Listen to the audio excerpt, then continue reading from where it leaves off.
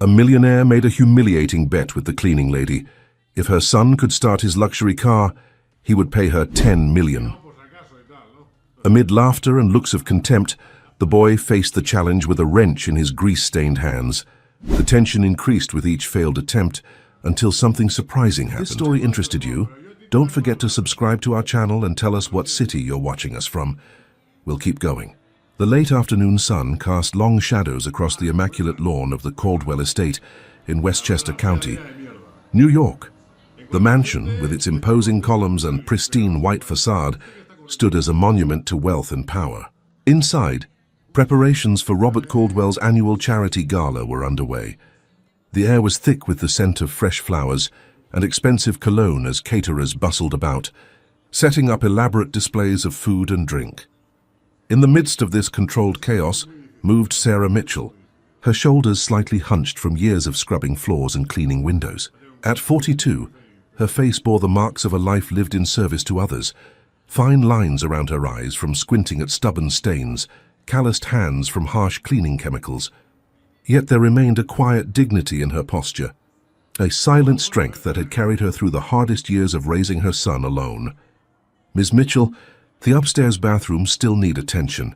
Jennifer Wilson, Caldwell's executive assistant, said without looking up from her clipboard. Her voice was clipped, efficient. Mr. Caldwell's guests will be arriving in 3 hours. Sarah nodded, gathering her supplies. I'll head up right away. As she made her way toward the grand staircase, the mansion's front door swung open. Her small figure darted inside, backpack bouncing against his thin shoulders. Mom! 9-year-old Ethan Mitchell's face lit up when he spotted his mother. His sneakers, worn but meticulously clean, squeaked against the marble floor as he ran to her. Sarah's expression softened immediately. Ethan, what are you doing here? You're supposed to be at the after-school program. It ended early. Mrs. Gonzalez dropped me off. He glanced around nervously, aware he didn't belong in this world of crystal chandeliers and priceless art. I didn't know where else to go. Sarah sighed, checking her watch. She still had 3 bathrooms to clean before the guests arrived. Come with me, but stay quiet, okay? Mr. Caldwell doesn't like children in the house during preparations. Ethan nodded solemnly, following his mother up the sweeping staircase. While Sarah cleaned, he sat quietly on the edge of a bathtub, pulling out a small book from his backpack, Understanding Engines, a Beginner's Guide. The librarian had raised an eyebrow when he'd checked it out, but Ethan had been fascinated by machines since he could remember. That's a complex book for someone your age, Sarah remarked. Glancing at the diagrams of engine parts, Ethan shrugged. It makes sense to me. It's like puzzles, but with a purpose. He hesitated, then added, Mr. Rodriguez at the garage let me watch him work on an old Chevy yesterday. He showed me how the carburetor connects to the... There you are. Jennifer Wilson appeared in the doorway, her tailored suit unwrinkled despite the day's stress. Her gaze fell on Ethan, and her mouth tightened. Ms. Mitchell, you know the rules about family visitors during work hours. Sarah straightened, wiping her hands on her apron. I'm sorry, Ms. Wilson. His after-school program ended early, and I had no alternative arrangements. Jennifer's expression remained unmoved. Mr. Caldwell has arrived with his new Aston Martin. He's showing it off to some early guests in the circular driveway. He wants everything perfect. Her eyes flicked to Ethan again. Keep him out of sight until you finish your shift. After Jennifer left, Sarah knelt before her son. Just a few more hours, honey. Then we'll go home and have that mac and cheese you like. Outside, the rumble of an expensive engine announced Robert Caldwell's arrival. The man himself emerged from the driver's seat of a sleek silver Aston Martin, its metallic finish gleaming in the late afternoon sun. At 50, Caldwell carried himself with the confidence of someone accustomed to command. His tailored suit, his manicured hands, his carefully styled silver-streaked hair, everything about him spoke of privilege and power. A small group of early arrivals, business associates and local celebrities, gathered around the car, making appreciative noises. Caldwell smiled, basking in their admiration. 0 to 60 in 3.5 seconds, he boasted, running a hand along the car's smooth contour. Cost more than most houses in this county. Worth every penny. From an upstairs window, Ethan watched the scene unfolding below. He'd never seen a car like that except in magazines. The way the light played off its curves fascinated him. Even from a distance, he could tell this was a machine built with precision and care. Later, as guests began to arrive in earnest, Sarah and Ethan slipped downstairs to wait in the staff area until her shift ended. They passed through the kitchen, where caterers rushed to arrange canapes on silver platters. Through the window, they could see the party spilling onto the back terrace, glasses clinking as New York's elite networked under string lights. A commotion from the front of the house drew their attention. Raised voices carried through the open doors. Sarah hesitated, then, clutching Ethan's hand, moved toward the sound. In the circular driveway, a group had gathered around Caldwell's Aston Martin. The owner himself stood with the car's hood open, his face flushed with anger. "What do you mean you can't fix it?" Caldwell demanded, glaring at a man in coveralls who had apparently been called to address an issue with the vehicle. "I paid $300,000 for this car." The mechanic shook his head.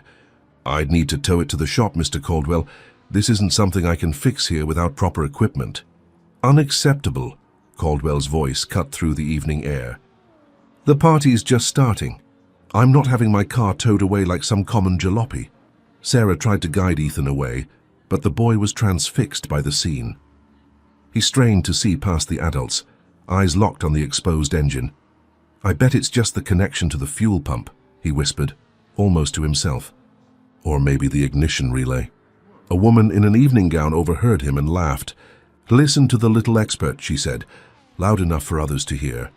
The crowd parted slightly, and suddenly Caldwell's attention fixed on Sarah and Ethan, standing at the edge of the gathering. His eyes narrowed. "Mitchell," he said, recognizing his housekeeper. "What are you doing out here?" "And who is this?" Sarah stepped forward, her hand protectively on Ethan's shoulder. "I'm sorry, Mr. Caldwell. This is my son, Ethan. His after-school program ended early today. We were just heading to the staff area to wait until my shift ends."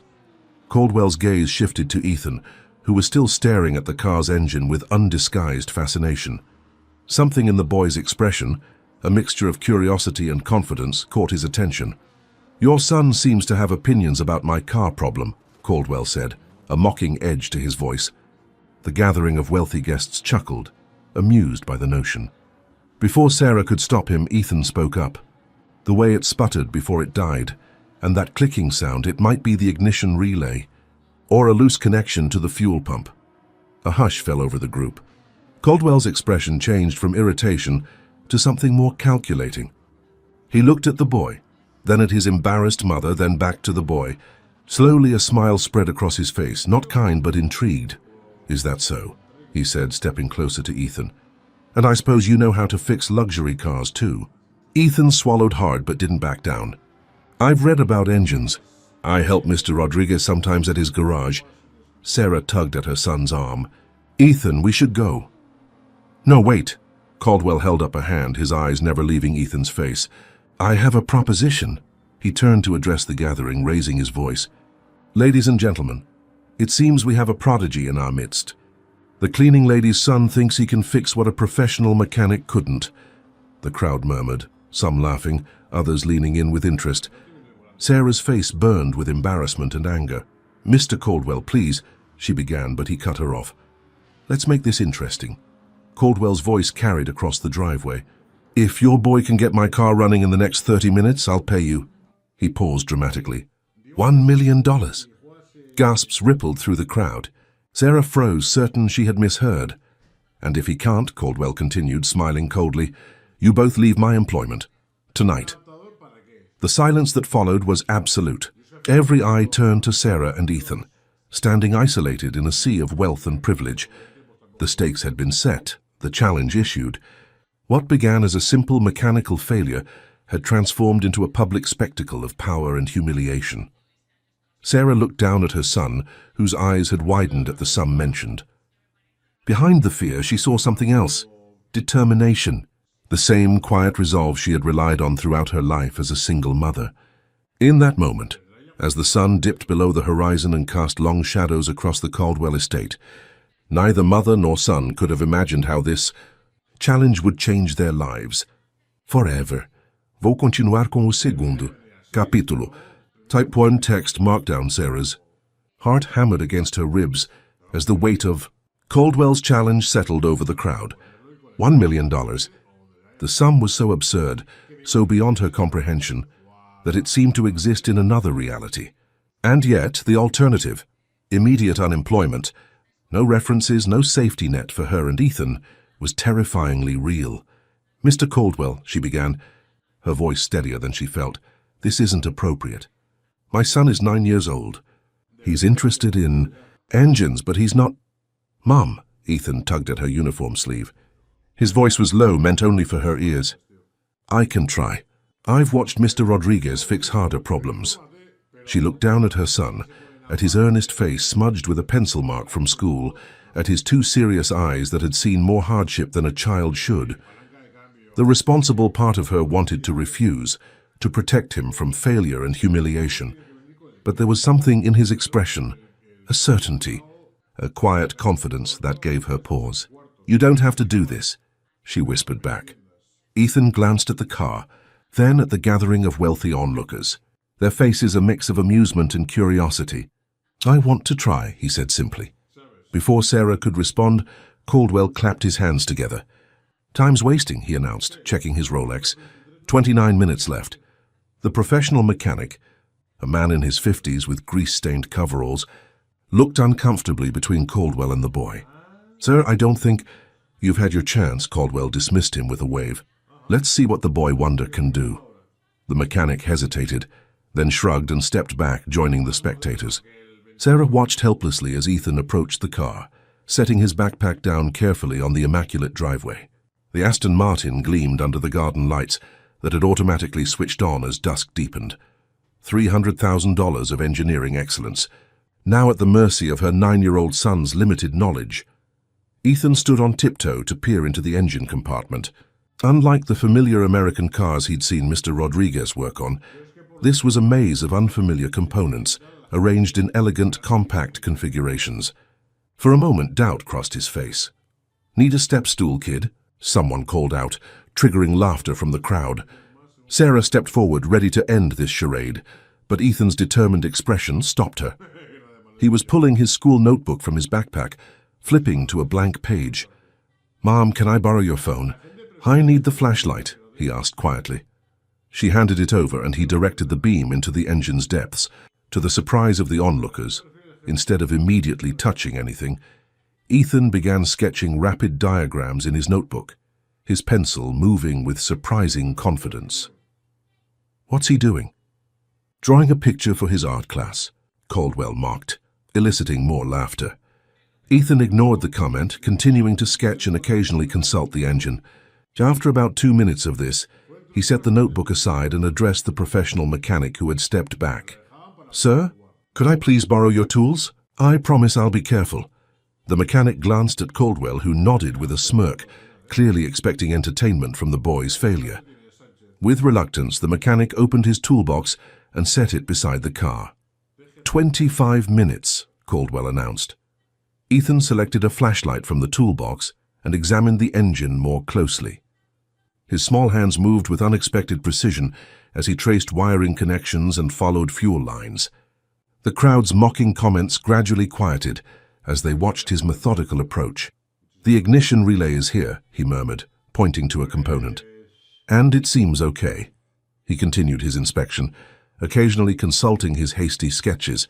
"The fuel pump connection should be—" "Yes, here." Sarah stood frozen, caught between maternal pride and terror. Even if by some miracle Ethan identified the problem, fixing a luxury sports car was surely beyond his capabilities. Yet she couldn't bring herself to stop him now, not when he was showing such focus and determination. 20 minutes, Caldwell called out, his voice carrying a hint of impatience now.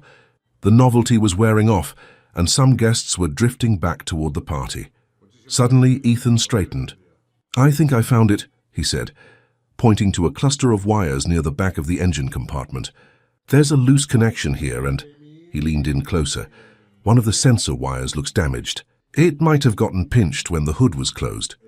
The professional mechanic, who had been watching with growing interest, stepped forward to look where Ethan was pointing.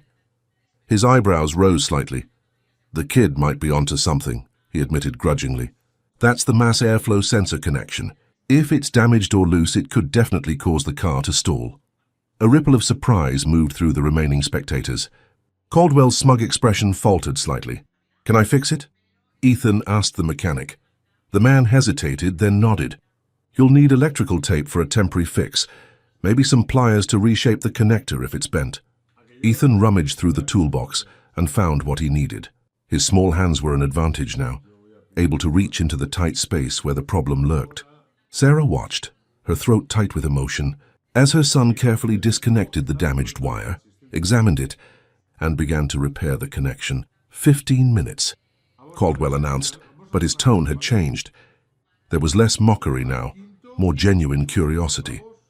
Working meticulously, Ethan wrapped the damaged section of wire with electrical tape, then used the pliers to gently reshape the bent connector.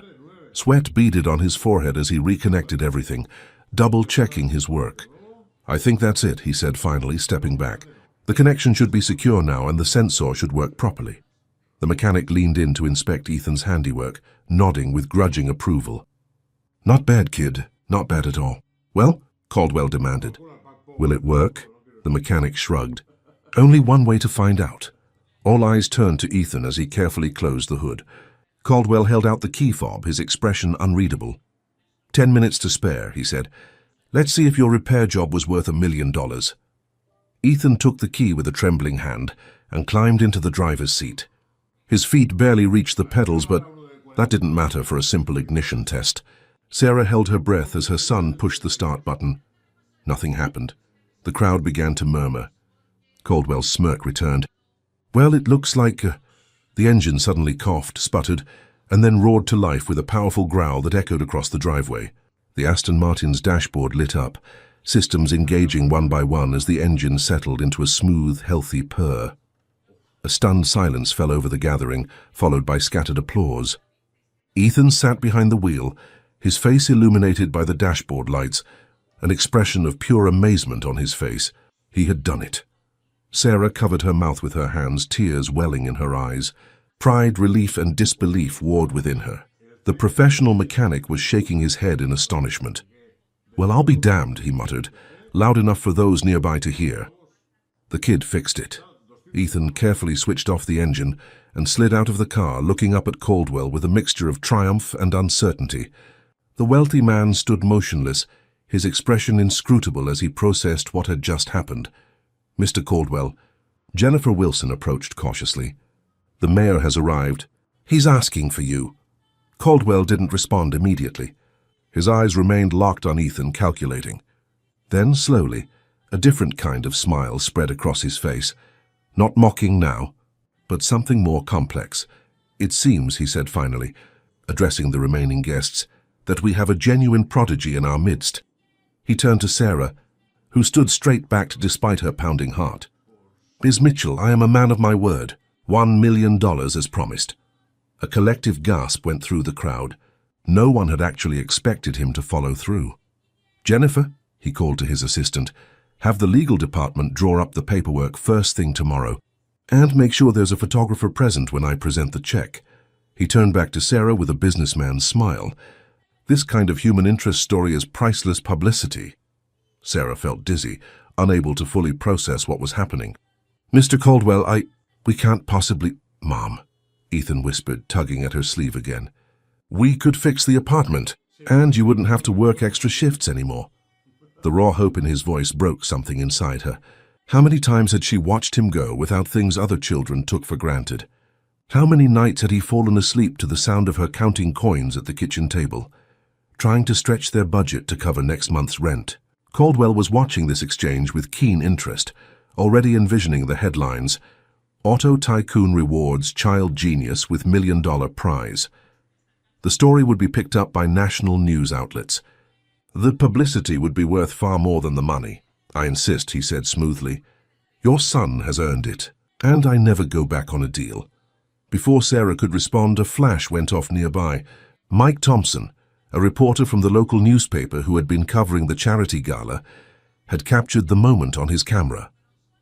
"Mr. Caldwell," he called out, stepping forward, "can I get a statement about what just happened here?" Caldwell's smile widened. "Perfect." The story was already beginning to spread. "Certainly," he replied, placing one hand on Ethan's shoulder and extending the other towards Sarah. "I'd be happy to explain how this remarkable young man just earned his mother a $1 million payday," as camera flashes continued to pop and guests crowded around to witness the unfolding story. Sarah met her son's eyes. In them she saw not just triumph but a question. What would this sudden change mean for them? Neither could have predicted how this moment would transform their lives, setting in motion events that would test not just Ethan's mechanical aptitude, but the very foundations of their relationship. For in the shadow of the Caldwell mansion, under the watchful eyes of New York's elite, a new chapter was beginning. One where wealth and recognition would bring not just opportunities, but challenges neither mother nor son could possibly anticipate. Vou seguir com o terceiro capítulo. Teu text is marked down.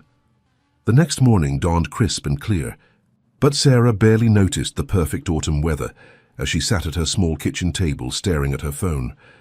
The screen displayed a headline from the Westchester County Tribune. "Local boy wonder repairs billionaire's luxury car, earns $1 million reward." Beneath it was a photo of Ethan standing next to Caldwell, the Aston Martin gleaming in the background. The article had already been shared thousands of times. "Mom, we're famous!" Ethan exclaimed, peering over her shoulder at the screen. He was still in his pajamas, hair tousled from sleep, but his eyes were bright with excitement. "My teacher sent a message saying everyone's talking about it at school." Sarah set the phone down, trying to organize her thoughts. "Ethan, honey, sit down for a minute. We need to talk about what happens next." He slid into the chair across from her, reaching for the cereal box. Their apartment was small. Just 2 bedrooms in a weathered building in White Plains, 15 miles from Caldwell's Westchester estate. The furniture was second-hand, the appliances outdated, but Sarah had always kept it scrupulously clean. It was home, the only one Ethan had ever known. "Mr. Caldwell's assistant called this morning," she said carefully. "They want us to come to his office downtown at noon to sign paperwork and take photos for a press release." "Cool. Can I wear my blue shirt? The one without holes?" Ethan asked, pouring milk over his cereal. Sarah watched him, her heart aching with a mixture of love and concern. "Ethan, I need you to understand something. This money, if it really comes through, it doesn't change who we are. And it doesn't mean Mr. Caldwell is suddenly our friend." Ethan's spoon paused halfway to his mouth. "But he's giving us $1 million. "He's giving us $1 million because it makes him look good," Sarah corrected gently. "You saw all those reporters last night. This is publicity for him." "But I did fix his car," Ethan insisted. "That's why he's paying us, right? Because I earned it." Sarah reached across the table and squeezed his hand. "Yes, you did. And I am so proud of you. What you did was amazing. But grown-up things are complicated sometimes." Her phone buzzed with another call, the third from a news outlet that morning. She ignored it. "Do we have to go?" Ethan asked, suddenly uncertain. Sarah considered the question seriously. They could refuse the money, maintain their privacy, continue their life as before. But the thought of Ethan's future, college opportunities she could never otherwise provide, made the decision clear. "Yes, we're going," she said finally. "But we're going to be smart about this. This money is for your future, Ethan, for education and opportunities. It's not for showing off or changing who we are." Ethan nodded solemnly, though Sarah wondered how much a 9-year-old could truly understand about the complexities that wealth would bring to their lives.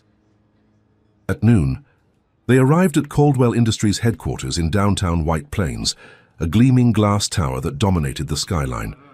Sarah had dressed carefully in her one good outfit, a navy blue pantsuit she'd bought second-hand for job interviews. Ethan wore his blue button-down shirt and khaki pants, his hair neatly combed. The receptionist, recognizing them immediately from the news, ushered them to the elevator with a mixture of curiosity and deference. "Mr. Caldwell is expecting you on the top floor," she said, swiping a security card. "Congratulations, by the way." The elevator whisked them upward, its mirrored walls reflecting their nervous expressions. Ethan fidgeted with his collar, suddenly aware of the gravity of the situation. "Remember," Sarah whispered as they approached the top floor, "we're just here to sign papers and take photos. We don't have to agree to anything else." The elevator doors opened directly into a vast executive suite with floor-to-ceiling windows overlooking the Hudson River Valley.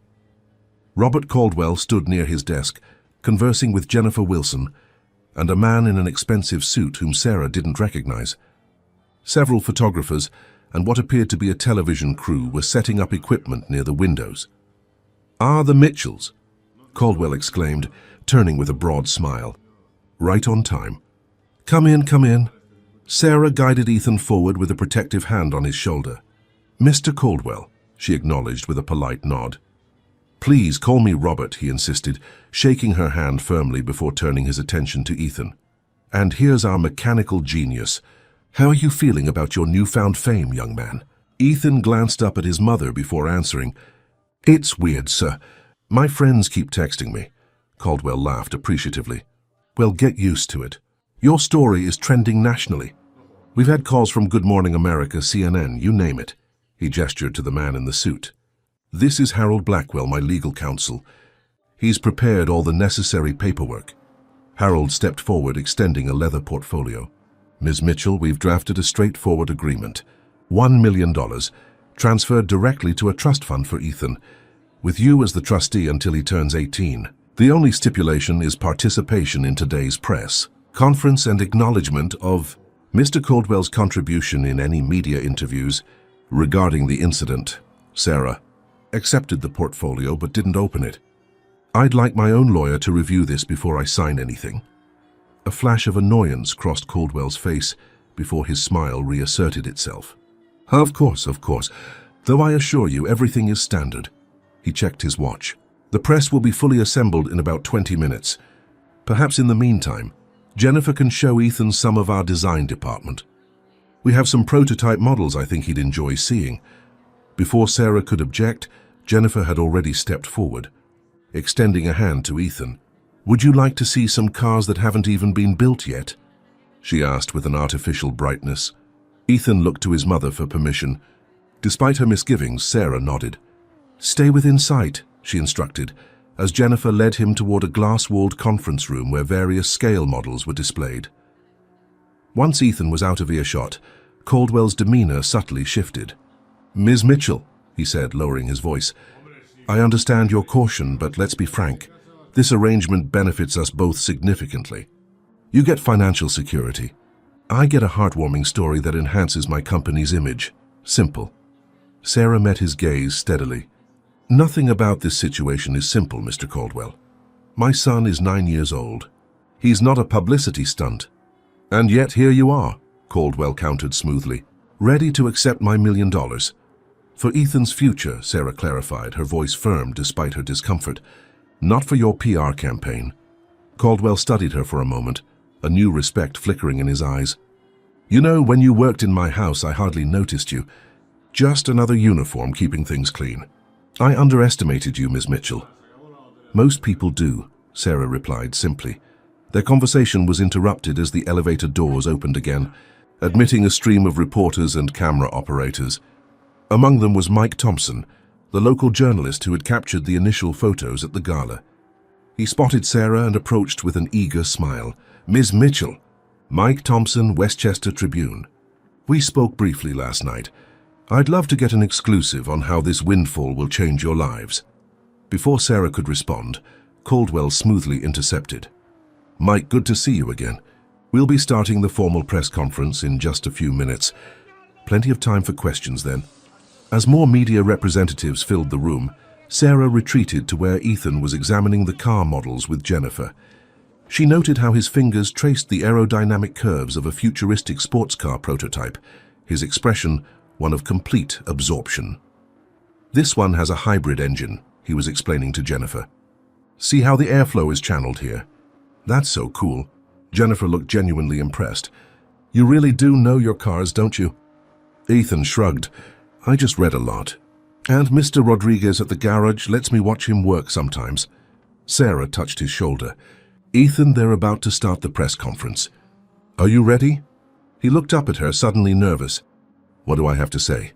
"Just be honest," Sarah advised. "You don't have to say anything you don't want to." Caldwell's voice cut through the room, calling them back. "Ladies and gentlemen of the press, thank you for coming today. I'm delighted to formally recognize an extraordinary young man who impressed us all with his remarkable talent last night." The next hour passed in a blur of camera flashes and questions. Caldwell presented an oversized check for $1 million, positioning Ethan and Sarah carefully for optimal photo opportunities. Sarah noticed how he kept one hand on Ethan's shoulder throughout, the gesture both proprietary and paternal.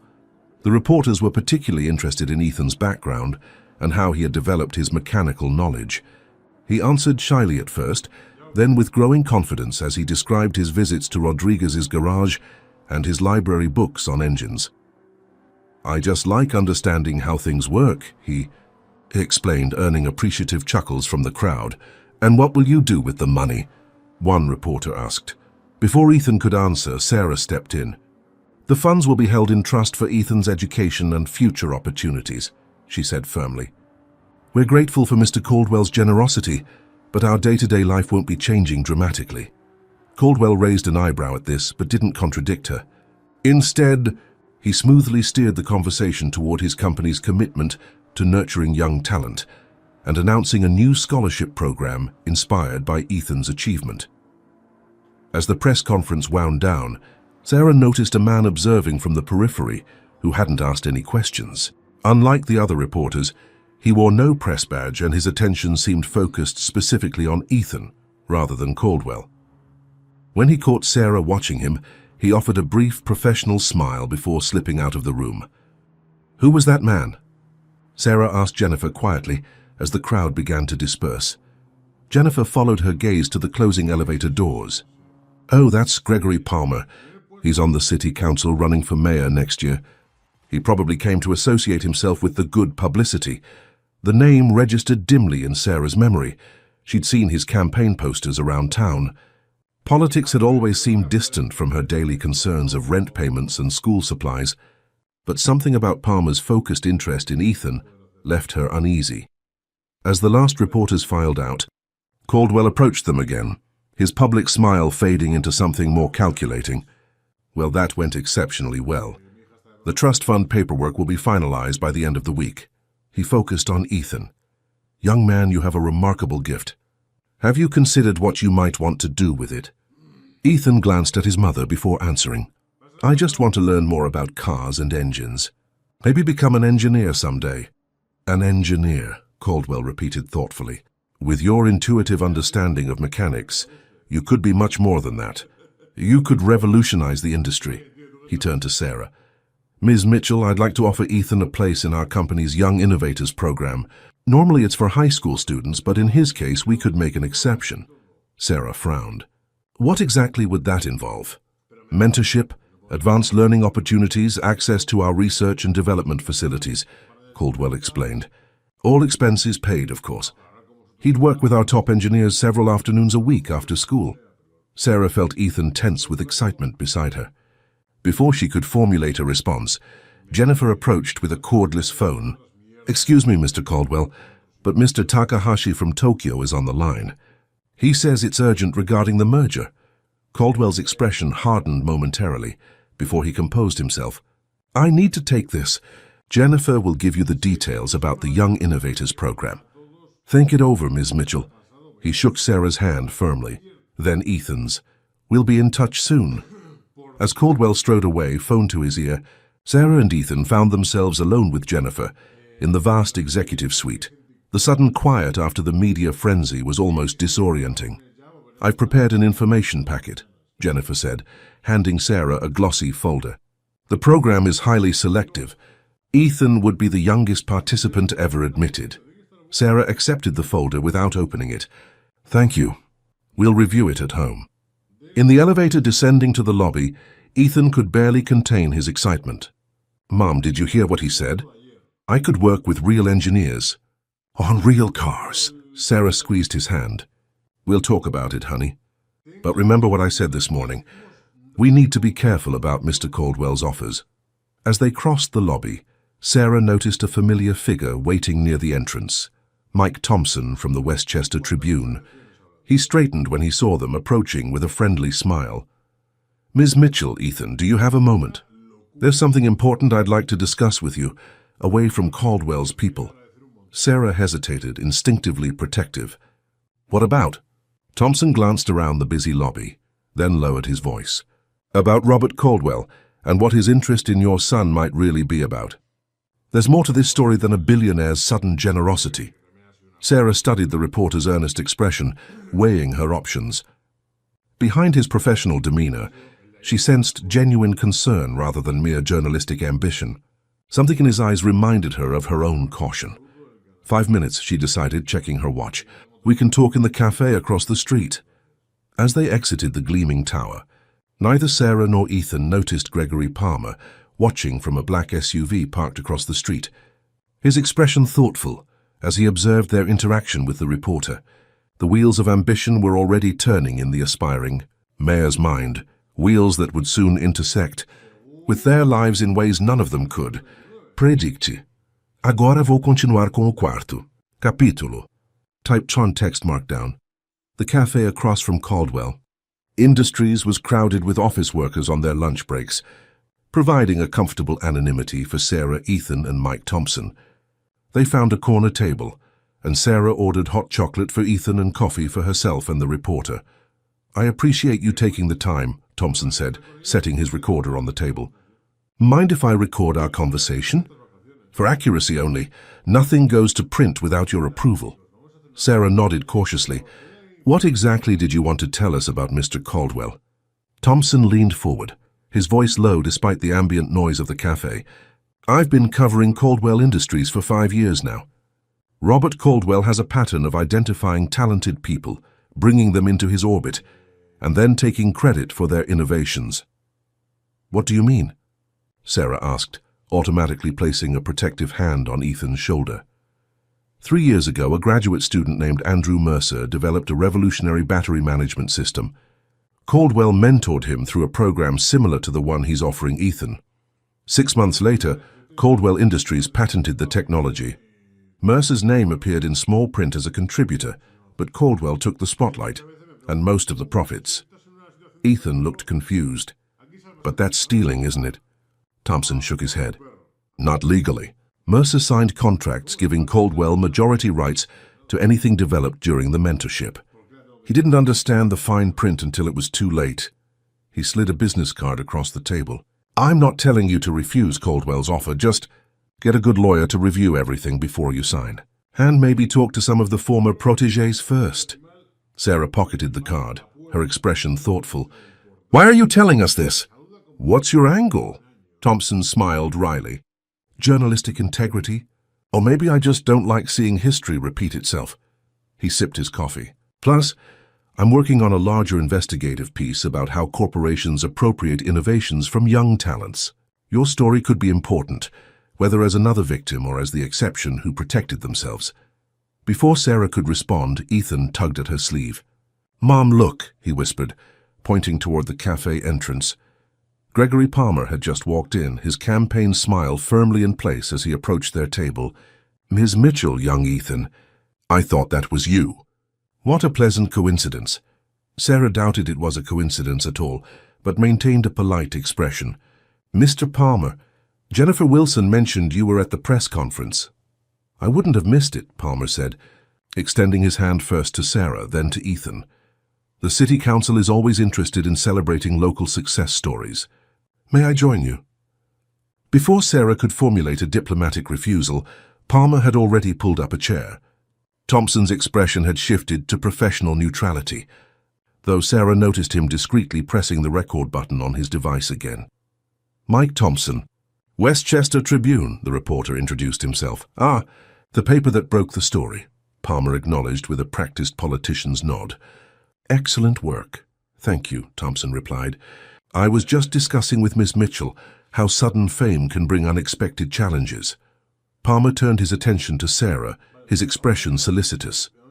He's absolutely right, which is precisely why I wanted to speak with you.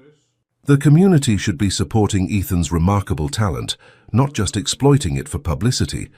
Sarah raised an eyebrow. And how do you propose to support him, Mr. Palmer? Please call me Greg. His smile widened.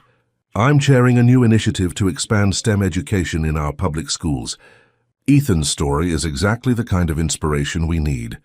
I'd like to invite him to be the face of our campaign, speaking at schools, appearing at fundraisers, showing other kids from modest backgrounds what's possible with determination and talent. Ethan perked up. I could talk to other kids about engines. Palmer nodded enthusiastically. Exactly. You'd be a role model, Ethan. Kids listen to other kids more than they listen to adults like me. Sarah noticed Thompson's skeptical expression and felt her own suspicions deepening. That's very flattering, Mr. Palmer, but Ethan's education is our priority right now, especially with all these sudden changes in our lives. Of course, Palmer backpedaled smoothly. The speaking engagements would be limited and scheduled around his school commitments. And naturally there would be compensation for your time. He produced a glossy brochure from his jacket. Our Future Innovators program is already funded through next year's budget.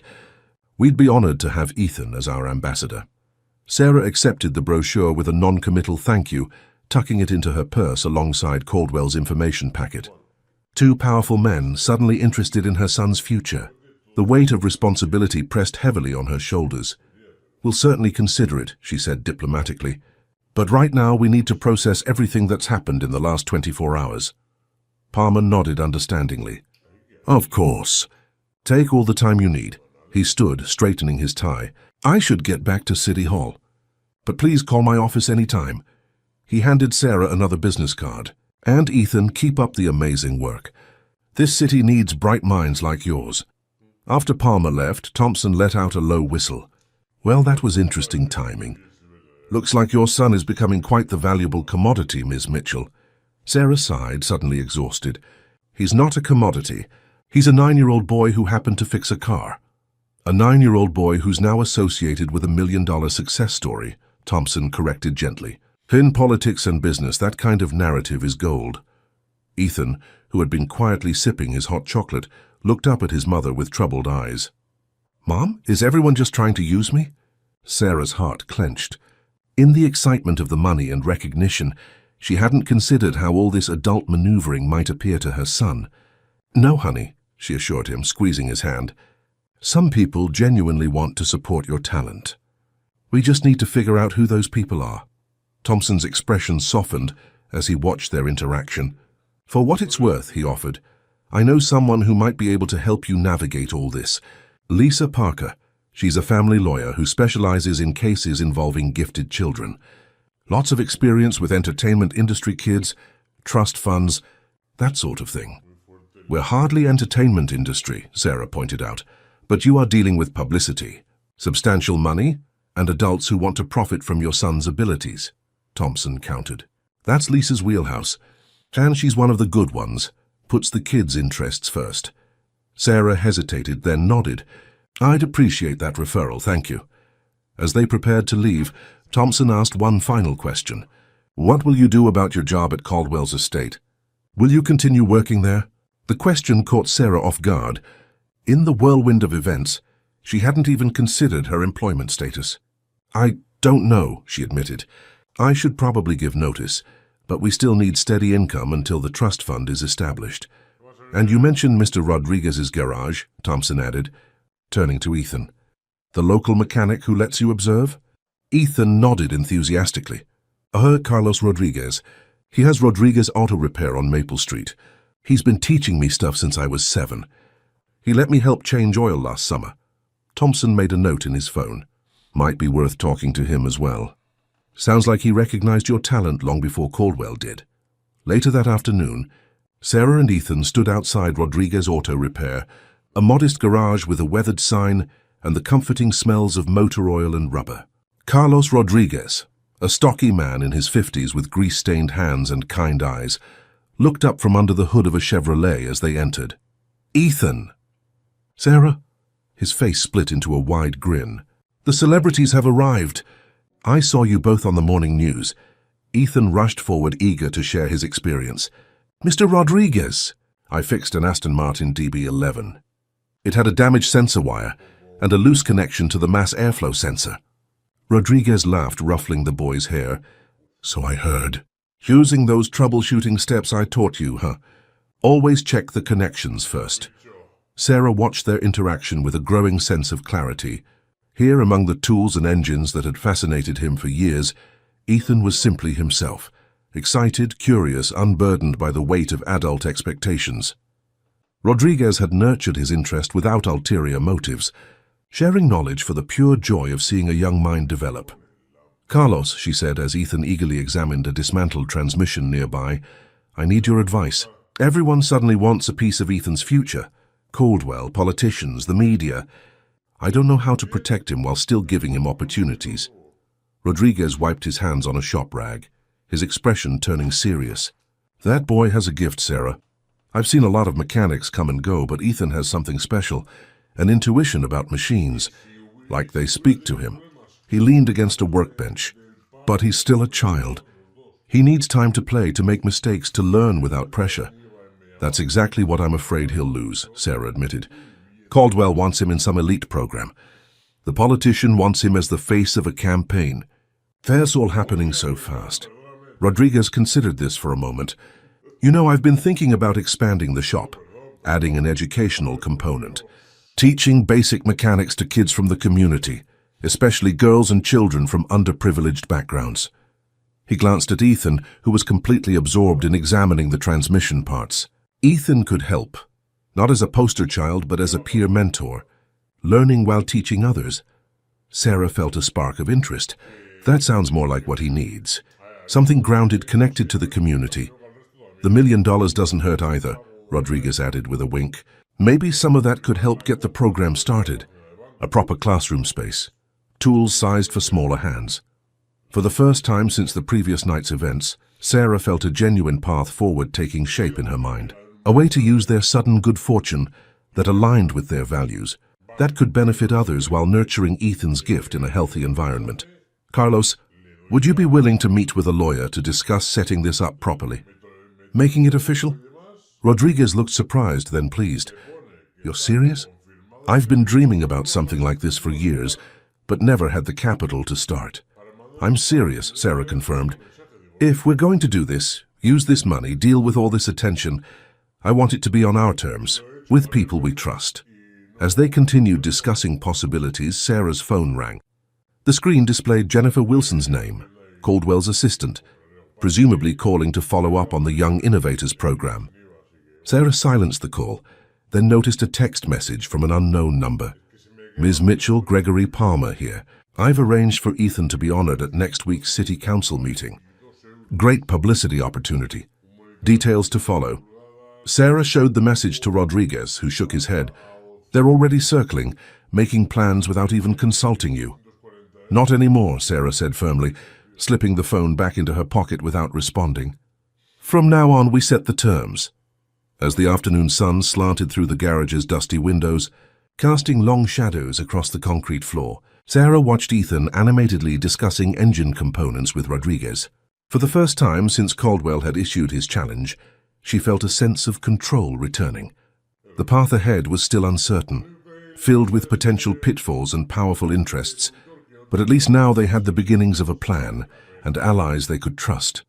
What she couldn't know was that across town, Robert Caldwell sat in his office reviewing a detailed report on the Mitchells, their finances, their connections, their vulnerabilities. The report had been prepared by a private investigator within hours of the press conference. Caldwell's interest in Ethan had evolved beyond a simple publicity stunt. He now saw potential that he was determined to harness, one way or another. And in his campaign office, Gregory Palmer was already approving mock-ups of posters featuring Ethan's image alongside his campaign slogan, "Building Tomorrow's Westchester Today." Whether Sarah had agreed or not, the machinery of politics was already incorporating her son into its narrative. The quiet afternoon in Rodriguez's garage represented a momentary calm, a chance to breathe and plan. But the forces set in motion by a single night's challenge were gathering momentum, drawing Sarah and Ethan toward a confrontation that would test not only their new resources but their deepest values and their bond as mother and son. Vou prosseguir com o quinto capítulo. Type to text markdown. 3 weeks later, Sarah stood in the middle of what had once been an abandoned storefront 2 blocks from Rodriguez Auto Repair. Sunlight streamed through freshly cleaned windows, illuminating a space transformed by purpose.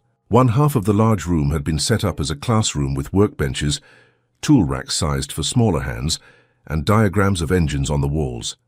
The other half contained actual vehicles in various states of repair, an old Volkswagen Beetle with its engine exposed, a lawnmower disassembled on a tarp, and a go-kart frame waiting to be built. "What do you think?" Lisa Parker asked, watching Sarah's expression carefully.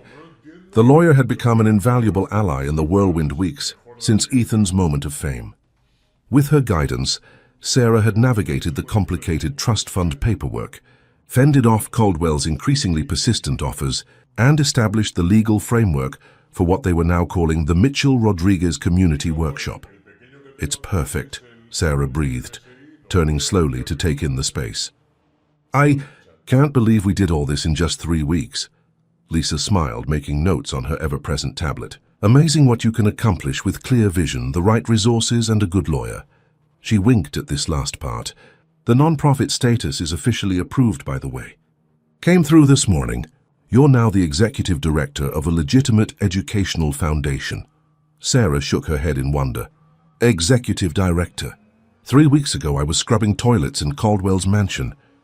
And now you're telling him no to his face," Lisa observed with professional admiration. "Speaking of which, his legal team sent over yet another proposal this morning. They're up to a $2 million endowment for the Young Innovators program, with Ethan as the founding participant. Plus a seat on the board for you." Sarah's expression hardened. "The answer's still no. I don't trust his sudden generosity." "Wise," Lisa agreed, especially after what Thompson's sources revealed about those previous protégés. The contracts basically turned those kids into Caldwell Industries' intellectual property. She glanced at her watch. "Speaking of Thompson, he's scheduled to interview you and Ethan here at 4. Exclusive feature on the workshop for Sunday's paper." Sarah nodded, making a mental note. Mike Thompson had proved to be another unexpected ally, using his journalistic platform to spotlight their community initiative rather than sensationalizing Ethan's story. His ongoing investigation into Caldwell's business practices had also provided valuable insights that reinforced Sarah's caution. The workshop door swung open, and Ethan burst in, followed by Carlos Rodriguez. Both wore identical grease-stained T-shirts with Mitchell Rodriguez Workshop printed across the back. "Mom!" "We got all the tools unpacked and organized," Ethan exclaimed, his face flushed with excitement. "Mr. Rodriguez says we can start the first class this Saturday if the insurance paperwork is done." "It's done," Lisa confirmed, scrolling through her tablet. "Along with the liability waivers for participants and the instructor certifications, you're all set to open." Rodriguez looked around the space with undisguised pride. "From fixing one luxury car to creating opportunities for dozens of kids. Not a bad return on investment." The door chimed again and Jennifer Wilson entered, looking somewhat out of place in her designer suit. She carried a sleek leather portfolio and wore an expression of practiced pleasantness. "Ms. Mitchell," she greeted Sarah with professional courtesy. "Mr. Caldwell sent me to deliver his updated proposal in person. He feels there may have been some miscommunication in our previous discussions."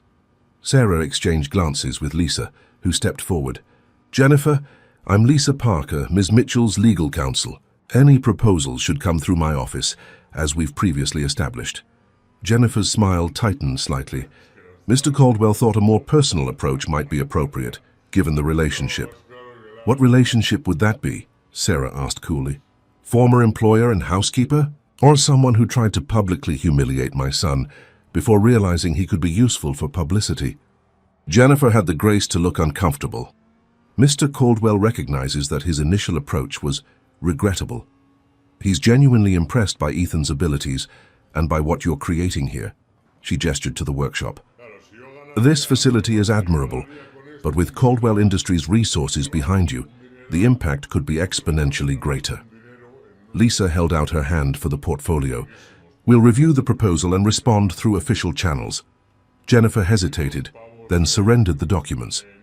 "Mr. Caldwell also wanted me to extend a dinner invitation. A private conversation, no press, no lawyers.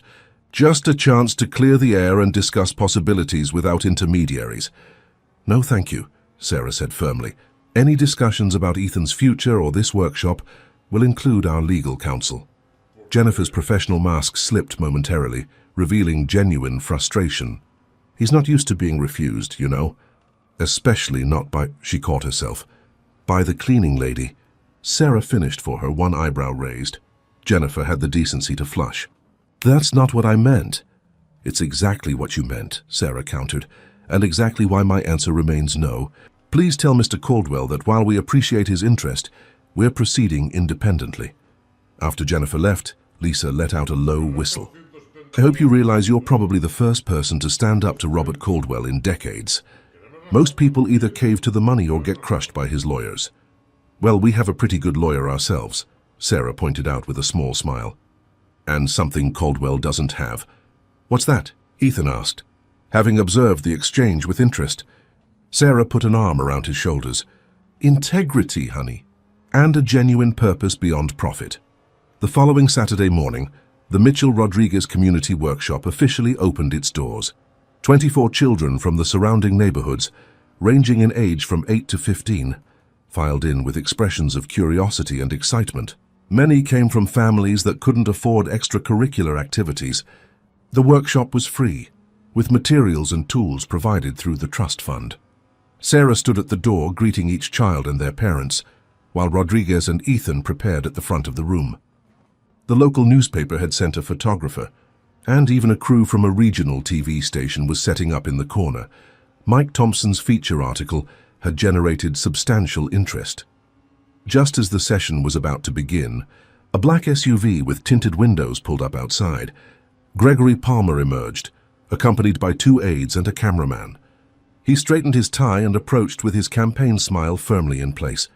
Ms. Mitchell, what a wonderful initiative, he exclaimed, extending his hand. I've come to offer the City Council's official support and to present a proclamation honoring your contribution to youth education. Sarah shook his hand briefly but firmly.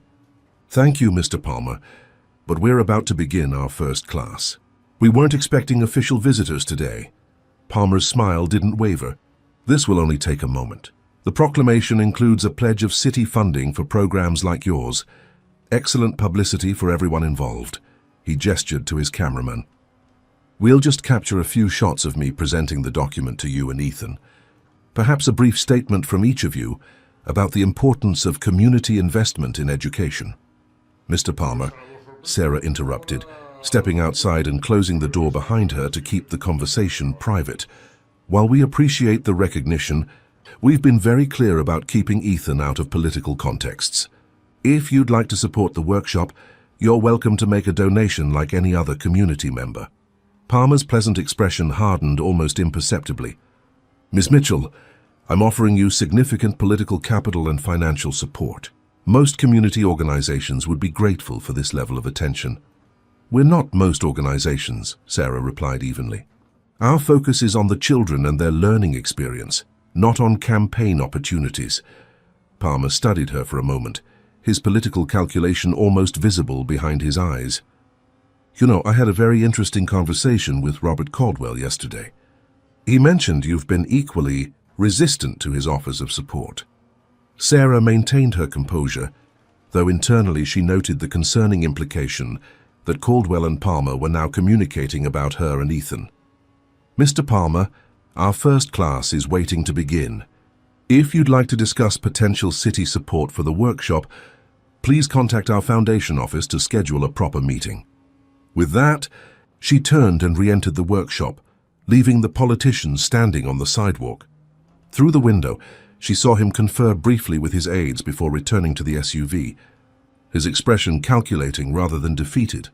Inside, the children were gathered around Ethan and Rodriguez, who had disassembled a small engine on the central workbench. Ethan was explaining each component with surprising clarity for a 9-year-old, his natural enthusiasm drawing the other children in.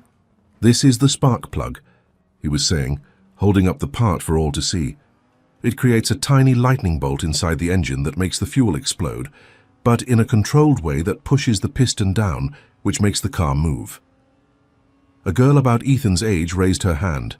But what if the lightning bolt doesn't happen? Is that why sometimes cars won't start? Ethan nodded enthusiastically. Exactly. That could be one reason. Or maybe the fuel isn't reaching the engine. or the battery doesn't have enough power to create the spark. Diagnosing problems means figuring out which part of the whole system isn't working right.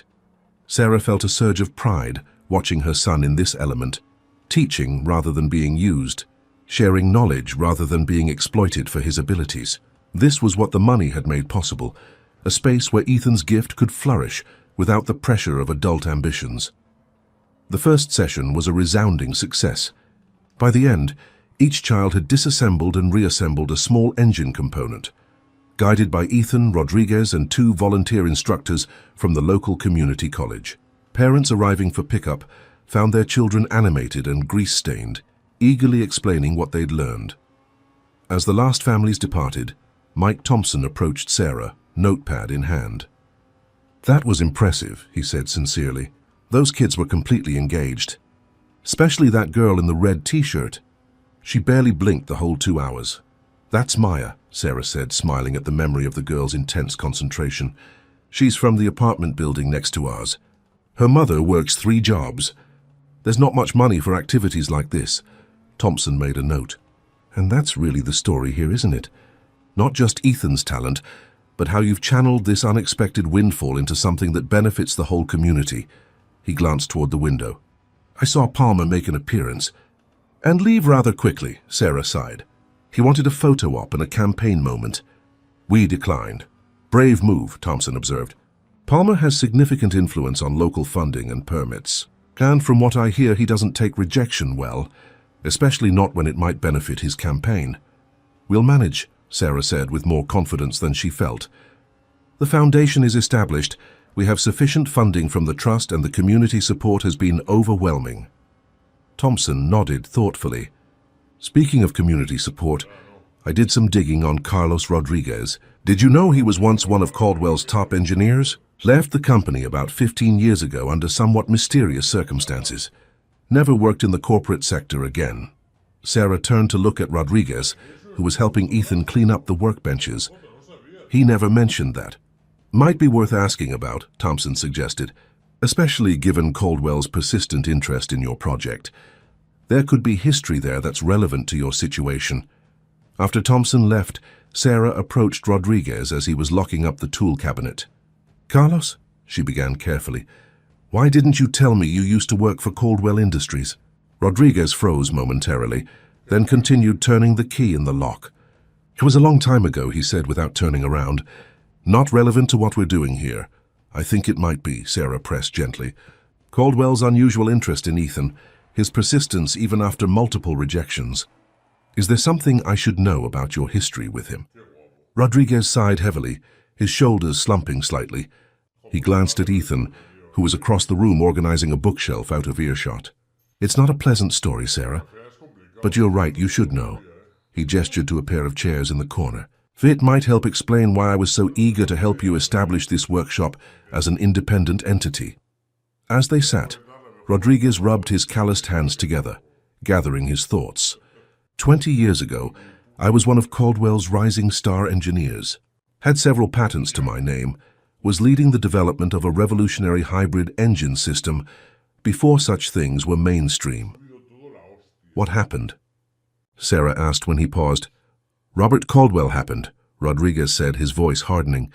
"The technology we were developing, my team and I, would have significantly reduced emissions while improving fuel efficiency, but implementing it would have required retooling entire production lines, a substantial upfront investment, before profits could be realized."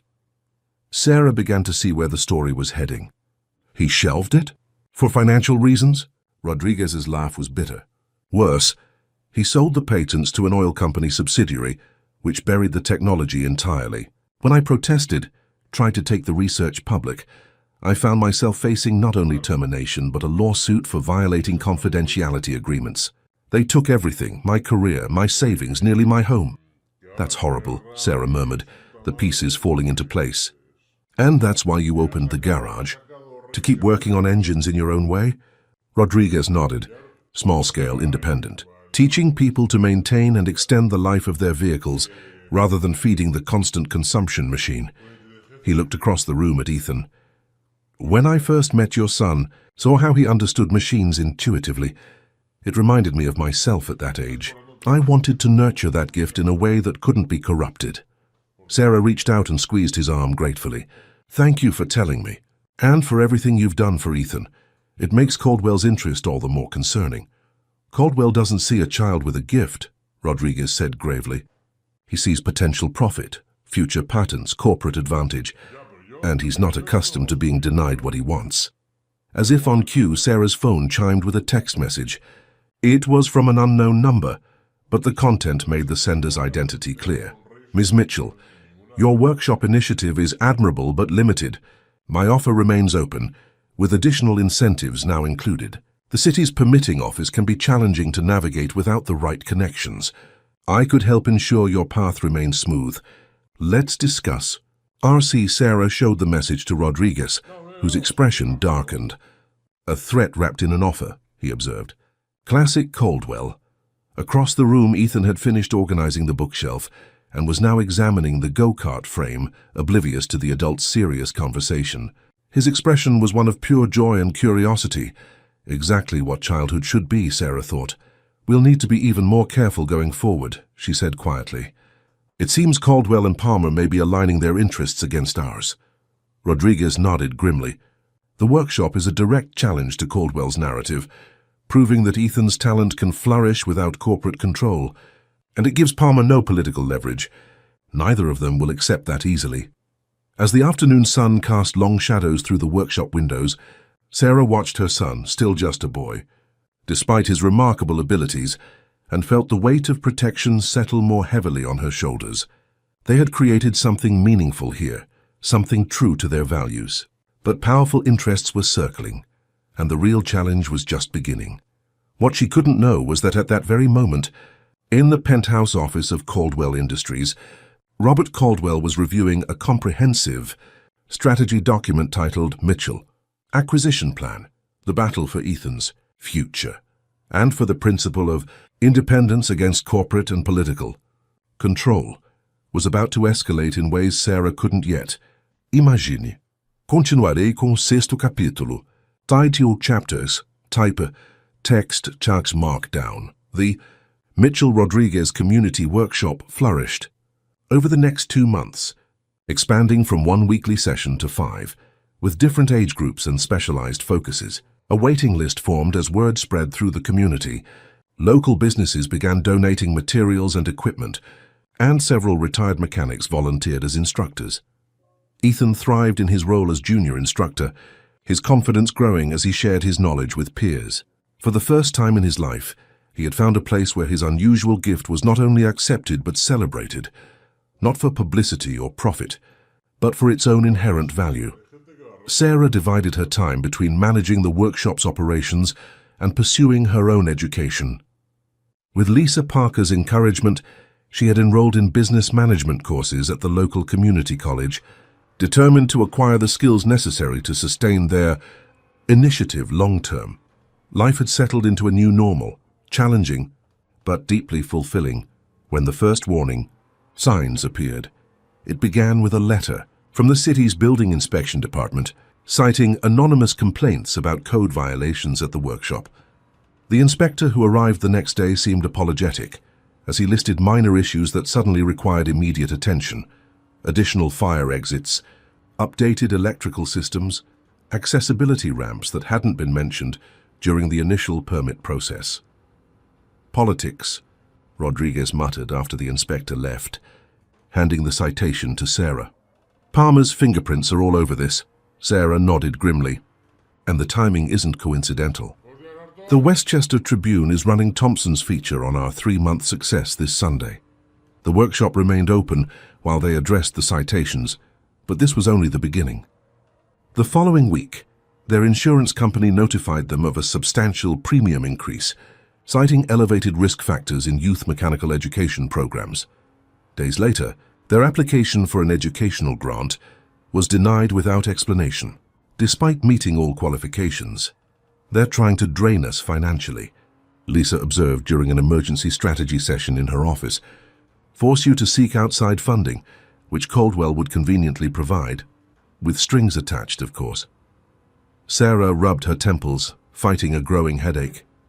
The trust fund can cover these expenses for now, but if this pattern continues, it will, Lisa said bluntly. Men like Caldwell and Palmer don't accept defeat easily. They'll keep applying pressure until you capitulate or collapse. So what do we do? Sarah asked. Lisa smiled thinly. We fight back publicly. She tapped her tablet, bringing up an email. Thompson has been gathering information for months on Caldwell's pattern of appropriating innovations and Palmer's questionable zoning decisions. He's ready to publish a comprehensive expose, but he needs on-the-record statements from you and other affected parties. Sarah hesitated. Going public would mean even more attention on Ethan. True, Lisa acknowledged, but remaining silent allows them to operate in the shadows. Sometimes the only effective disinfectant is sunlight. That evening, Sarah sat on the edge of Ethan's bed, watching as he thumbed through a technical manual on electric vehicle systems, his current fascination. Their apartment, though still modest, had seen some thoughtful improvements. New furniture, better lighting, bookshelves filled with the educational materials Ethan had previously been able to access only through the public library. Small comforts, not extravagance. "Honey, we need to talk about something important," she began, choosing her words carefully. "Mr. Thompson, the reporter who's been covering the workshop, he's working on a bigger story about Mr. Caldwell and Mr. Palmer, and he's asked if we would share our experiences." Ethan set his book aside, his expression serious beyond his years. "Are they the ones causing all the problems at the workshop?" Sarah sometimes forgot how perceptive her son was. "We think so, yes. How did you know there were problems?" Ethan shrugged. "I heard you and Mr. Rodriguez talking, and I saw the inspector guy writing things down and making you look worried." He fiddled with the corner of his blanket. "Is the workshop going to close?" "Not if I can help it," Sarah assured him firmly. "But Mr. Thompson thinks that talking publicly about what's happening might help stop the interference. The thing is, it would mean more attention on you. Articles, maybe TV interviews." Ethan considered this thoughtfully. Would it help the other kids keep coming to the workshop? Like Maya. "She told me she's building a motor for her science fair project now." Sarah's heart swelled with pride at his concern for others. "It might, yes." "Then I'll do it," he said simply. "I'm not scared of Mr. Caldwell or Mr. Palmer." Sarah brushed his hair back from his forehead. "You're a brave kid, you know that? But I need you to understand something important. If we do this, speak out publicly. It might get worse before it gets better. Powerful people don't like being challenged. Like when you stood up to Mr. Caldwell at his party," Ethan asked. "When everyone was laughing but you didn't back down?" The memory of that night, the wealthy guests' mocking laughter, the cruel bet, Ethan's determined face, remained vivid. "Yes, exactly like that. Sometimes standing up for what's right isn't easy." Ethan nodded solemnly. "Mom, can I ask you something?" "Anything, honey. Why does Mr. Caldwell want me so badly?" "I'm just a kid who likes engines." Sarah chose her words carefully. "You're special, Ethan. You understand things that most adults never grasp. People like Mr. Caldwell, they see special talents as something to possess, to control, to profit from. But that's not what gifts are for. They're meant to be shared, to help others, to make the world better. Like we're doing at the workshop?" Exactly like that. The following day, Sarah agreed to Thompson's proposal. What began as a simple interview expanded into hours of detailed documentation, not just their experiences, but connecting them to a larger pattern of behavior by both Caldwell and Palmer. Rodriguez contributed his own history, and Lisa helped track down other former Caldwell protégés who were willing to speak on record about how their innovations had been appropriated. The resulting exposé, published as a 3-part series in the Westchester Tribune, sent shockwaves through the community. "Innovation Predators: How Corporate and Political Interests Exploit Young Talent" ran as the headline, accompanied by a powerful photo of Ethan working alongside other children at the workshop. The first installment detailed Caldwell's history of identifying talented individuals, bringing them under his corporate umbrella, and then claiming ownership of their innovations. Rodriguez's story featured prominently, along with 3 other former employees who described similar experiences. Documents obtained by Thompson revealed a systematic approach to what the article termed talent harvesting, complete with legal frameworks designed to transfer intellectual property rights while providing minimal compensation to the actual inventors. The second installment focused on Palmer's political maneuvers, including selective enforcement of regulations against businesses that refused his assistance and preferential treatment for campaign donors. The building inspector who had cited the workshop was quoted anonymously, confirming that the sudden scrutiny had been politically motivated. The final installment presented the Mitchell-Rodriguez workshop as an alternative model, one that nurtured talent for community benefit rather than private profit. It ended with a powerful statement from Sarah. "When my son fixed that luxury car, he didn't do it for money or fame. He did it because he understood how things work and wanted to help.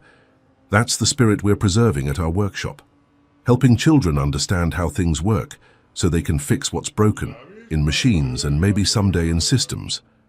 Some people see that as threatening. We see it as necessary." The public response was immediate and overwhelmingly supportive. Workshop attendance swelled, volunteers stepped forward, and donations poured in from community members and small businesses. Thompson's articles were picked up by national outlets, transforming a local conflict into a broader conversation about corporate ethics and the exploitation of talent. Caldwell. Industries issued a terse statement denying all allegations and threatening legal action for defamation. Palmer's office was more verbose, claiming the articles represented politically motivated attacks against a public servant with an unblemished record of community support. But the damage to their reputations was done. Other local businesses came forward with their own stories of regulatory harassment after refusing Palmer's partnership offers.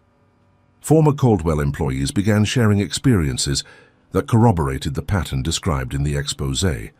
For a brief, heady moment, it seemed they had won.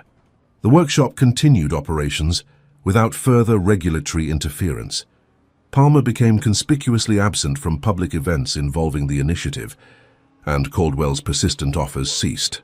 Then, exactly 1 week after the final installment was published, Sarah received a hand-delivered envelope. Inside was a formal notice of legal action. Robert Caldwell was suing her, Rodriguez, the Workshop Foundation, and the Westchester Tribune for defamation, seeking damages of $20 million. The summons was followed by a personal note in elegant handwriting. "You could have been an ally. Now you'll serve as an example." R.C. Lisa Parker's face was grim as she reviewed the legal documents in her office later that day. "This isn't about winning a lawsuit," she explained to a shaken Sarah. "It's about draining your resources and sending a message. Even with the trust fund, you can't match Caldwell's legal war chest." "So we just surrender?" Sarah asked, her voice tight with frustration. "Let him intimidate us into silence?" "No," Lisa said firmly. "We fight smart. I'm already assembling a team of attorneys willing to work pro bono. The ACLU is interested in the free speech implications. And Thompson's editor is standing firmly behind the reporting. The Tribune's parent company has deep pockets and good lawyers." Rodriguez, who had been silently listening, finally spoke. "This was always the risk, Sarah. Caldwell doesn't just want to win. He wants to crush any challenge to his power. I've seen it before." "But why?" Sarah demanded. "Why go to these lengths over a 9-year-old boy and a community workshop?" "Because you refuse to be bought," Rodriguez said simply. "In Caldwell's world, everything and everyone has a price. When you rejected his money, his influence, his vision for Ethan's future, you challenged his most fundamental belief system." Later that night, after assurances from Lisa about their legal strategy, Sarah returned to the apartment to find Ethan waiting up for her, despite the late hour. His face was solemn in the dim light of the reading lamp. "Are we in trouble, Mom?" he asked directly. Sarah considered sugarcoating the truth, then thought better of it. Ethan had earned her honesty. "Yes," she admitted, sitting beside him on the couch. "Mr. Caldwell is suing us, claiming we said untrue things about him in Mr. Thompson's articles." "But we didn't," Ethan protested. "Everything in those stories really happened." "I know, honey, and we'll prove that. But it might take a long time and it won't be easy." Ethan was quiet for a moment, processing this. Then he asked, "Is it my fault because I fixed his car?" Sarah's heart clenched. "No," she said firmly, taking his hands in hers. "Never think that. You did something extraordinary that night. something good and true to who you are. What's happening now is about Mr. Caldwell's choices, not yours. But if I hadn't fixed the car, none of this would be happening, Ethan persisted, his logical mind following the chain of causality. And if I hadn't taken you to work that day, or if his car hadn't broken down, Sarah countered gently. We can't live our lives fearing the unexpected consequences of doing the right thing. Ethan considered this, then nodded slowly. So what do we do now? We keep going, Sarah said, surprised by the conviction in her own voice. We keep the workshop open. We keep teaching children. We keep being exactly who we are. A small smile tugged at Ethan's lips. Like that sign Mr. Rodriguez put up in the workshop. Fix what's broken, build what's needed. Exactly like that, Sarah agreed, pulling him into a hug. What she didn't tell Ethan was that earlier that evening, she had received another message, this one from Gregory Palmer's office. The politician was distancing himself from Caldwell's lawsuit and offering to mediate the conflict. His assistance would come at a price, of course, a prominent role in the workshop's governance, and Ethan's participation in several upcoming campaign events. It was a calculated political maneuver, positioning Palmer as the reasonable middle ground between Caldwell's aggression and Sarah's stubborn independence. The offer carried an unspoken threat: side with Palmer, or face both Caldwell's legal assault and renewed regulatory challenges. As Ethan finally drifted off to sleep, Sarah sat at the kitchen table, reviewing their options with clear-eyed determination.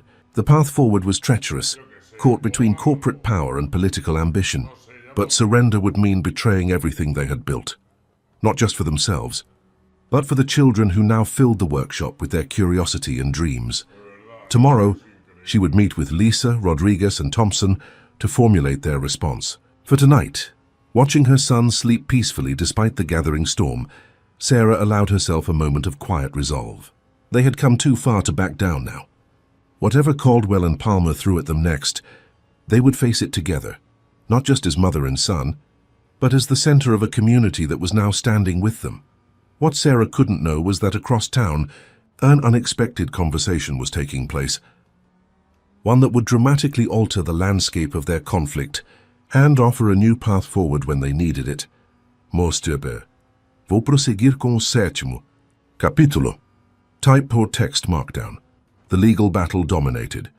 The next month of Sarah and Ethan's lives. Each day brought new developments. Motions filed, counter-motions, depositions scheduled and rescheduled. Caldwell's legal team operated with ruthless efficiency, seeking to overwhelm them with paperwork and procedural complexities. Lisa Parker proved invaluable, coordinating the pro bono legal team and shielding Sarah from the most stressful aspects of the process. But the toll was still evident, in Sarah's tired eyes each morning, in the subdued atmosphere that had replaced the workshop's initial energy. The most difficult part was watching Ethan's carefree enthusiasm gradually give way to a wariness beyond his years. Though Sarah tried to maintain normalcy, he absorbed the tension around him like a sponge. He began checking the locks on their apartment door each night, startling at unexpected sounds, asking questions about what would happen if they lost the lawsuit. On a rainy Tuesday afternoon, Sarah arrived at the workshop to find an unfamiliar woman waiting outside. Elegantly dressed in a tailored suit, with silver-streaked dark hair and sharp, intelligent eyes, she straightened as Sarah approached. "Miss Mitchell, I'm Eleanor Caldwell, Robert's ex-wife." Sarah froze, instinctively scanning for security or legal representatives, but Eleanor appeared to be alone. "Mrs. Caldwell," she acknowledged cautiously. "If you're here on behalf of your ex-husband—" "Please," Eleanor interrupted, her expression pained. "Nothing could be further from the truth. I've been divorced from Robert for 15 years, and we are not on friendly terms." She glanced at the workshop sign, then back to Sarah. "I'd like to speak with you privately, if possible, about Ethan and about Robert's lawsuit." Sarah hesitated, then unlocked the door. "I have 20 minutes before students arrive." Inside, Eleanor moved through the space with measured steps, taking in the workbenches, the tools sized for smaller hands, the educational diagrams on the walls. "This is impressive," she said with what seemed like genuine admiration. "Very different from Robert's corporate approach to education.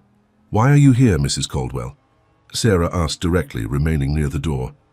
Eleanor turned to face her. Because I recognize the pattern. Robert's obsession with your son. The escalating pressure, the lawsuit when you refuse to comply, I've seen it before. She paused, choosing her words carefully. I was once married to Robert's ambition, Ms. Mitchell. I watched it consume everything in its path, including our own son. Sarah's wariness gave way to surprise. I didn't know Caldwell had a son. Few people do, Eleanor said with a sad smile. James lives in Europe now, as far from his father's influence as possible. He was 12 when he designed an innovative battery management system for one of Robert's early electric vehicle prototypes. When Robert tried to claim full credit and control over James's future development, I finally found the courage to leave. The divorce was contentious. Sarah gestured to the chairs in the small office area. Please sit. I think I need to hear this. As they settled, Eleanor continued. Robert views exceptional talent as a resource to be acquired and controlled, whether it appears in his own son or in a stranger's child. When James refused to become the prodigy on display that Robert wanted, he was gradually written out of the Caldwell narrative. Our custody agreement gave Robert weekend visitation, but those visits became increasingly rare as James proved disappointing to his father's ambitions. I'm sorry, Sarah said, genuinely moved by the pain evident in Eleanor's voice. But I still don't understand why you're here now. Because history is repeating itself, and I can't stand by and watch another child caught in Robert's games. Eleanor reached into her handbag and withdrew a flash drive. This contains evidence that may help your legal defense. Internal Caldwell Industries documents about the talent acquisition program, so the communications regarding your son specifically, and Robert's own emails directing the regulatory harassment of your workshop. Sarah stared at the drive, hardly daring to believe what she was hearing. Why would you do this? He's still your son's father. Precisely, Eleanor said firmly. And I've watched for 15 years as he's failed in that most basic role. James is an exceptional young man despite Robert, not because of him. She placed the drive on the table between them. I'm not doing this out of vengeance. Ms. Mitchell, I'm doing it because I know exactly what Robert is capable of when he sets his sights on a child with special talents. Sarah picked up the flash drive, turning it over in her palm. This could change everything. It will, Eleanor confirmed. Robert's legal strategy depends on overwhelming you with costs and complexity until you surrender. These documents expose the true nature of his campaign against you, not as a legitimate defamation claim, but as a calculated effort to gain control over your son's future. Why now? Sarah asked. The lawsuit has been ongoing for weeks. Eleanor's expression hardened slightly. Because I just learned that Robert has initiated private discussions with family court officials about your fitness as Ethan's mother, given the financial pressure and negative publicity the lawsuit has created. He's laying groundwork to question your custody if all else fails. Sarah felt the blood drain from her face. He would, Eleanor cut in gravely. He's done it before. Our custody battle was brutal, and he had far less interest in James than he appears to have in your son. She leaned forward, her voice intense. Ms. Mitchell, you need to understand. Robert doesn't see boundaries when it comes to acquiring what he wants. Not legal, not ethical, certainly not emotional. If he can't buy Ethan's talent, he'll find another way to control it. After Eleanor left, Sarah sat motionless in the quiet workshop, the flash drive heavy in her hand. The thought of Caldwell attempting to challenge her custody of Ethan made her physically ill. She had always believed that their greatest vulnerability was financial, that Caldwell could outlast them in a war of legal attrition. The possibility that he might target their relationship directly hadn't occurred to her. She called Lisa immediately, describing the unexpected visit and the potential evidence. The lawyer's response was cautiously optimistic, but professional. If these documents are authentic, they could completely change the trajectory of the case, Lisa acknowledged. But we need to verify everything before proceeding. And Sarah, if there's any substance to Eleanor's warning about custody challenges, we need to prepare for that front as well. By the time Ethan and Rodriguez arrived to prepare for the afternoon session, Sarah had composed herself outwardly, while her mind raced with implications and contingencies. Watching her son demonstrate a simple circuit to a group of eager children, She felt a renewed determination. Whatever it took, she would protect him, not just from Caldwell's legal maneuvers, but from the psychological burden of being at the center of this adult conflict. That evening, as Lisa's team began the painstaking process of authenticating Eleanor's documents, Sarah made a decision. She needed to create space for Ethan away from the constant pressure, a chance for him to simply be a child again, even briefly. "How would you feel about a little road trip this weekend?" she asked as they prepared dinner together. "Just you and me, maybe drive up to the mountains. The fall colors should be amazing right now." Ethan looked up from chopping vegetables, surprise giving way to excitement. "Really? But what about the workshop? And all the lawyer meetings?" "The workshop can manage without us for 2 days," Sarah said firmly. "And the legal stuff will still be there when we get back. I think we both need a break, time to remember what's actually important." Ethan's smile, the first genuine, uncomplicated one she'd seen in weeks, confirmed she'd made the right decision. "Can we bring my telescope? There's supposed to be a meteor shower Saturday night. And the mountains would have less light pollution than here." "Absolutely," Sarah agreed, realizing how long it had been since Ethan had mentioned astronomy. His secondary passion after engines, but one that had been overshadowed by recent events. That weekend provided a crucial respite. They rented a small cabin near Bear Mountain State Park, hiked during the day among the blazing autumn foliage, and stayed up late watching meteors streak across the clear night sky. For hours at a time, Sarah managed to forget about lawsuits and custody threats and political maneuvering, focusing instead on Ethan's excited commentary about stellar phenomena and his plans for building a model rocket with his workshop students. It was during their final morning at the cabin, as Sarah prepared breakfast while Ethan sketched designs for his rocket project, that her phone rang with Lisa's distinctive ringtone. "We've verified the documents," Lisa announced without preamble. "They're authentic, Sarah. Internal emails, meeting minutes, strategy memos. Eleanor Caldwell delivered exactly what she promised." Sarah stepped onto the cabin's small porch to continue the conversation privately. "And the custody concerns? Was she right about that too?" Lisa's hesitation was answer enough. "There are emails between Caldwell and his legal team discussing contingency approaches if the lawsuit fails to achieve the desired outcome. They specifically mention custody evaluation as a potential point of leverage. It's all very carefully worded, but the intent is clear." Sarah gripped the porch railing, watching through the window as Ethan worked on his designs, blissfully unaware of the schemes surrounding him. "So what happens now?" "We counterfile immediately," Lisa said, her tone shifting from concern to strategic. "These documents transform the narrative completely. Instead of defending against defamation, we go on the offensive. Malicious prosecution, corporate harassment, abuse of legal process. And we leak specific elements to Thompson at the Tribune. Public opinion is already on your side. This will cement it. And the custody threat? We preempt it," Lisa said firmly. "File for a restraining order based on the documented pattern of harassment. Make it clear that any custody challenge would be seen by the court as an extension of that pattern. With these documents as evidence, no family court judge would entertain Caldwell's claims." When Sarah and Ethan returned to White Plains Sunday evening, the legal landscape had already begun to shift. Lisa's team had worked through the weekend, filing motions and preparing statements. Thompson had published a front-page story in the Sunday edition of the Tribune. Leaked documents reveal Caldwell's campaign against child prodigy and mother. By Monday morning, Caldwell Industries' stock had dropped 7 points. The company's PR team issued a statement claiming the documents were fabricated and suggesting a disgruntled former employee might be responsible. There was no mention of Eleanor. Sarah kept Ethan home from school, anticipating media attention. Sure enough, reporters gathered outside their apartment building and at the workshop. Rodriguez called to report that Caldwell's legal team had abruptly requested a settlement conference. "They're scrambling," Lisa confirmed when Sarah relayed the information.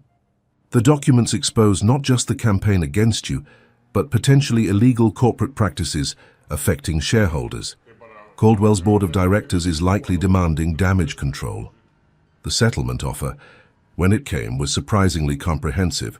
Full dismissal of all legal claims, a public apology for the misunderstanding, a substantial donation to the Workshop Foundation with no strings attached, and a legally binding agreement to cease all interference, direct or indirect, in Ethan's education and development.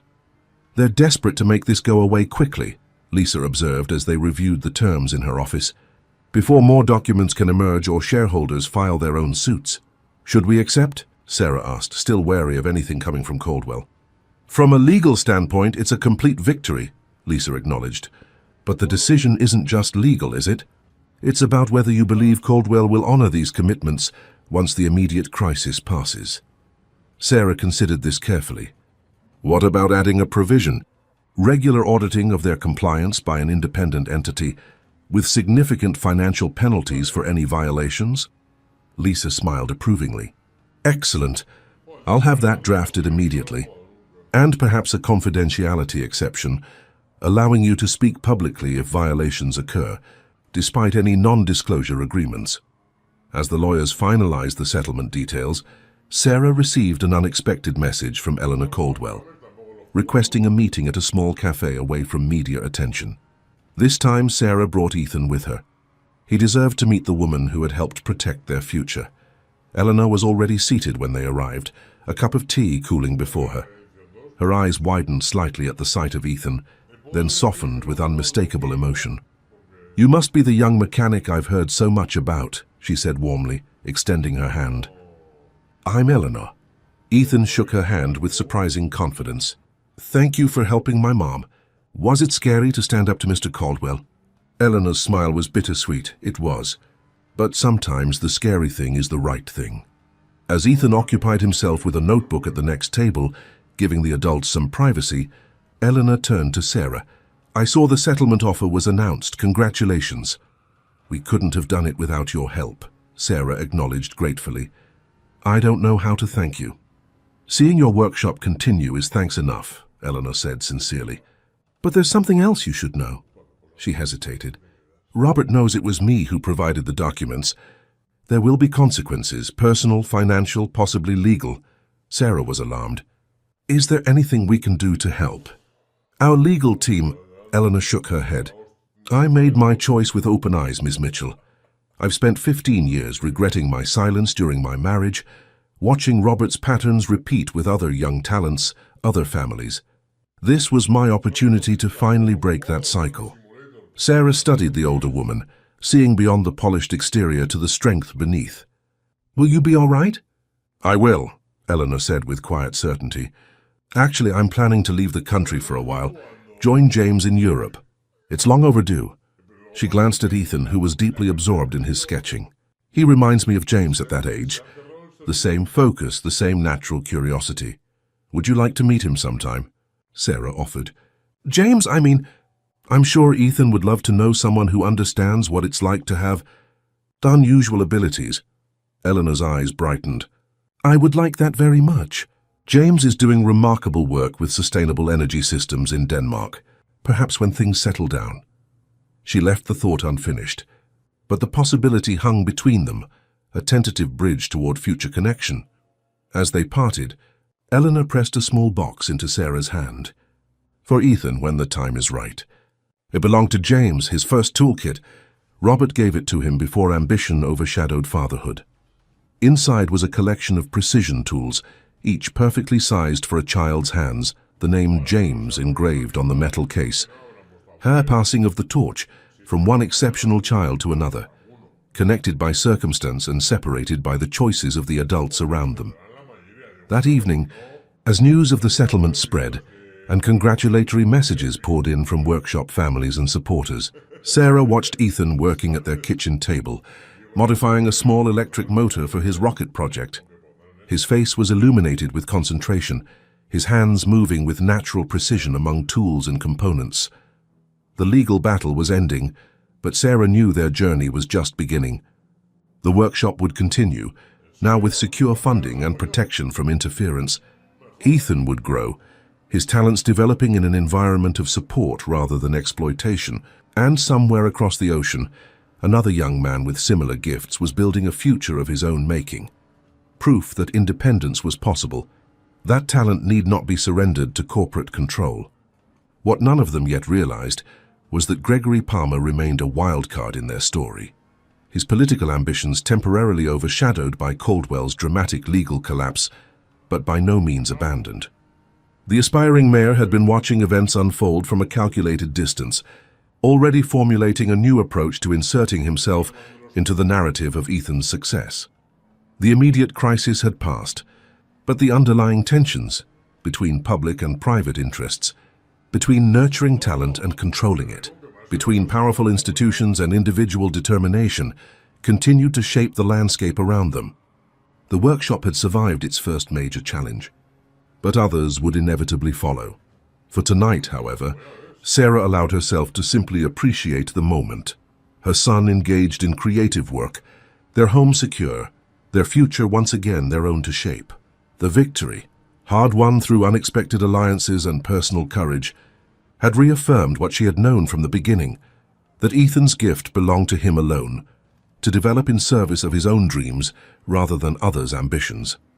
As she joined him at the table, helping to hold a delicate component in place while he soldered a connection, Sarah felt a deep certainty settle within her. Whatever challenges lay ahead, they would face them together, guided by the principles that had brought them through this conflict: integrity, independence, and the unwavering belief that talent flourishes best when it remains free. Vou prosseguir com o 8º capítulo. Type a text markdown. 6 months after the settlement, the Mitchell-Rodriguez Community Workshop had evolved from a local initiative into a recognized educational model.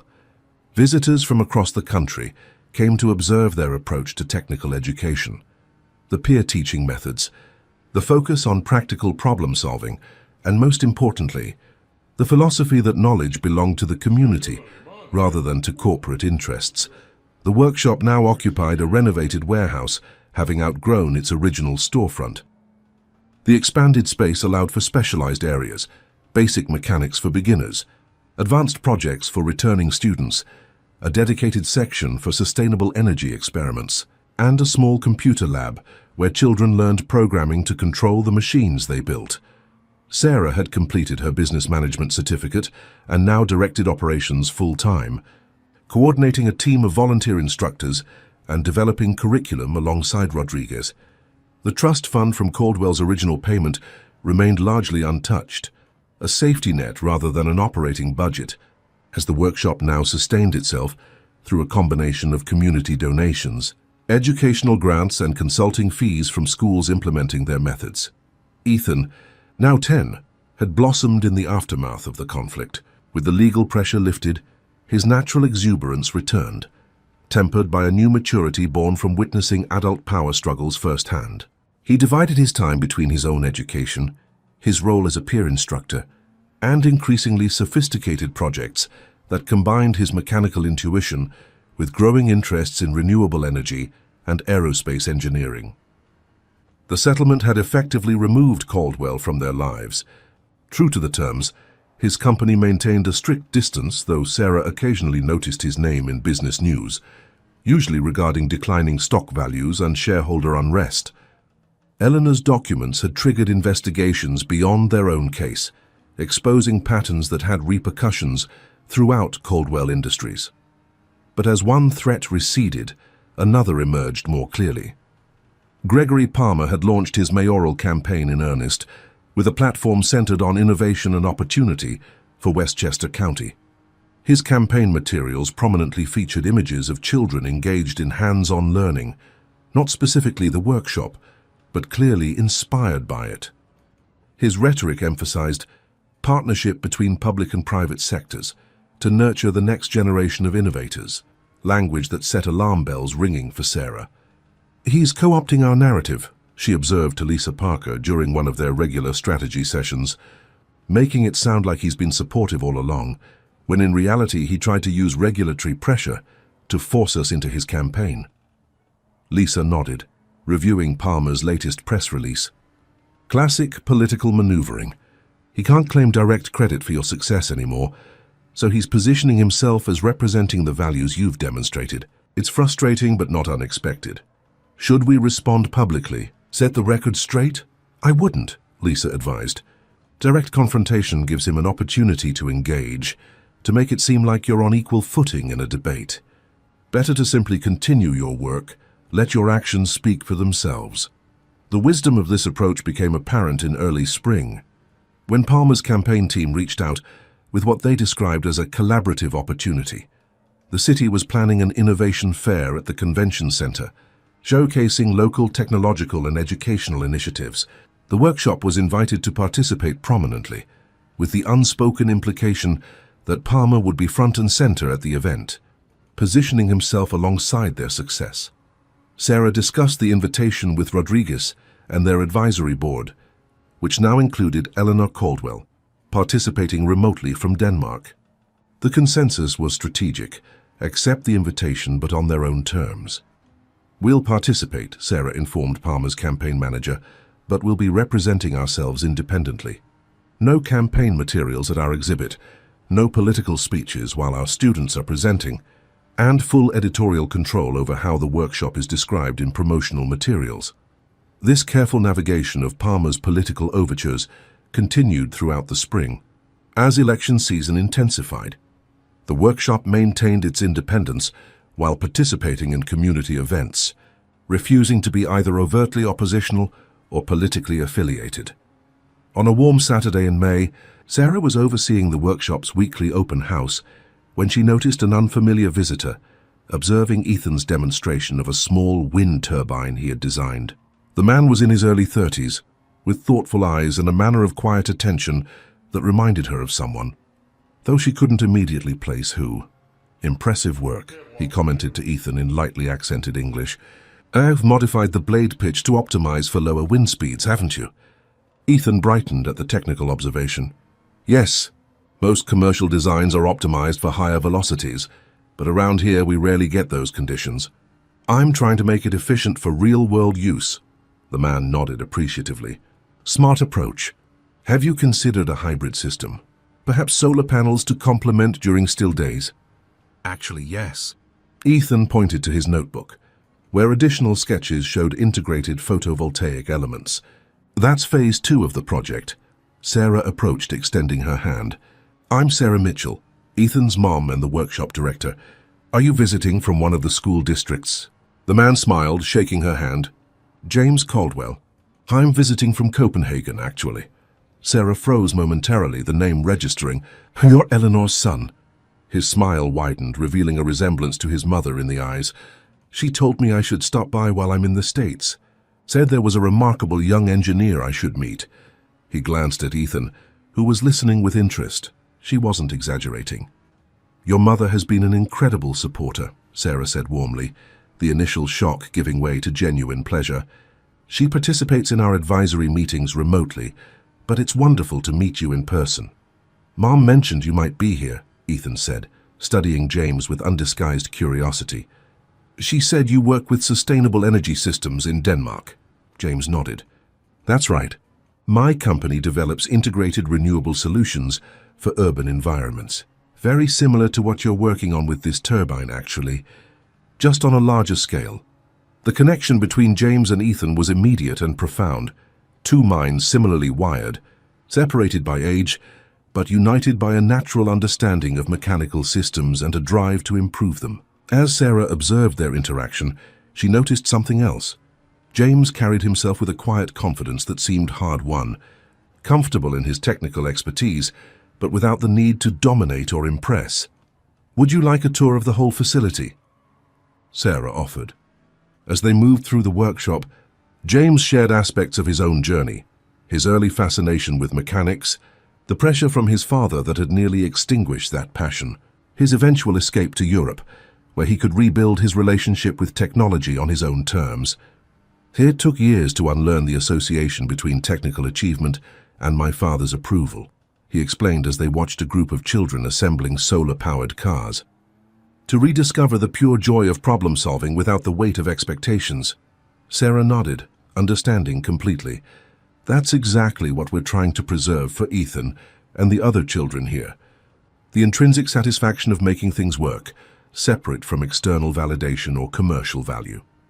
After the tour, James joined them for lunch at a nearby cafe, where their conversation deepened. He spoke candidly about his complicated relationship with his father, offering insights that helped Sarah better understand the dynamics they had encountered. "My father sees exceptional ability as a resource to be harnessed and directed," James explained. "Head's not malicious exactly. In his mind, he's optimizing talent for maximum impact.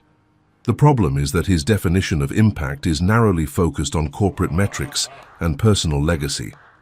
"Did he ever try to—" Sarah hesitated, unsure how to phrase the question delicately. "Regain control after I left?" James finished for her. "Not directly. Once I was legally an adult and geographically removed, his interest waned. I didn't fit the narrative anymore." He stirred his coffee thoughtfully. "That's the thing about my father. His obsession with talent is genuine, but it's conditional on being able to shape its direction. Independent thought is inconvenient." Ethan, who had been listening intently to this adult conversation, asked the question Sarah had been carefully avoiding. "Do you ever talk to your dad now?" A shadow crossed James's face. "Rarely. We exchange formal communications on birthdays and holidays. The relationship is cordial but distant." "I'm sorry," Ethan said simply.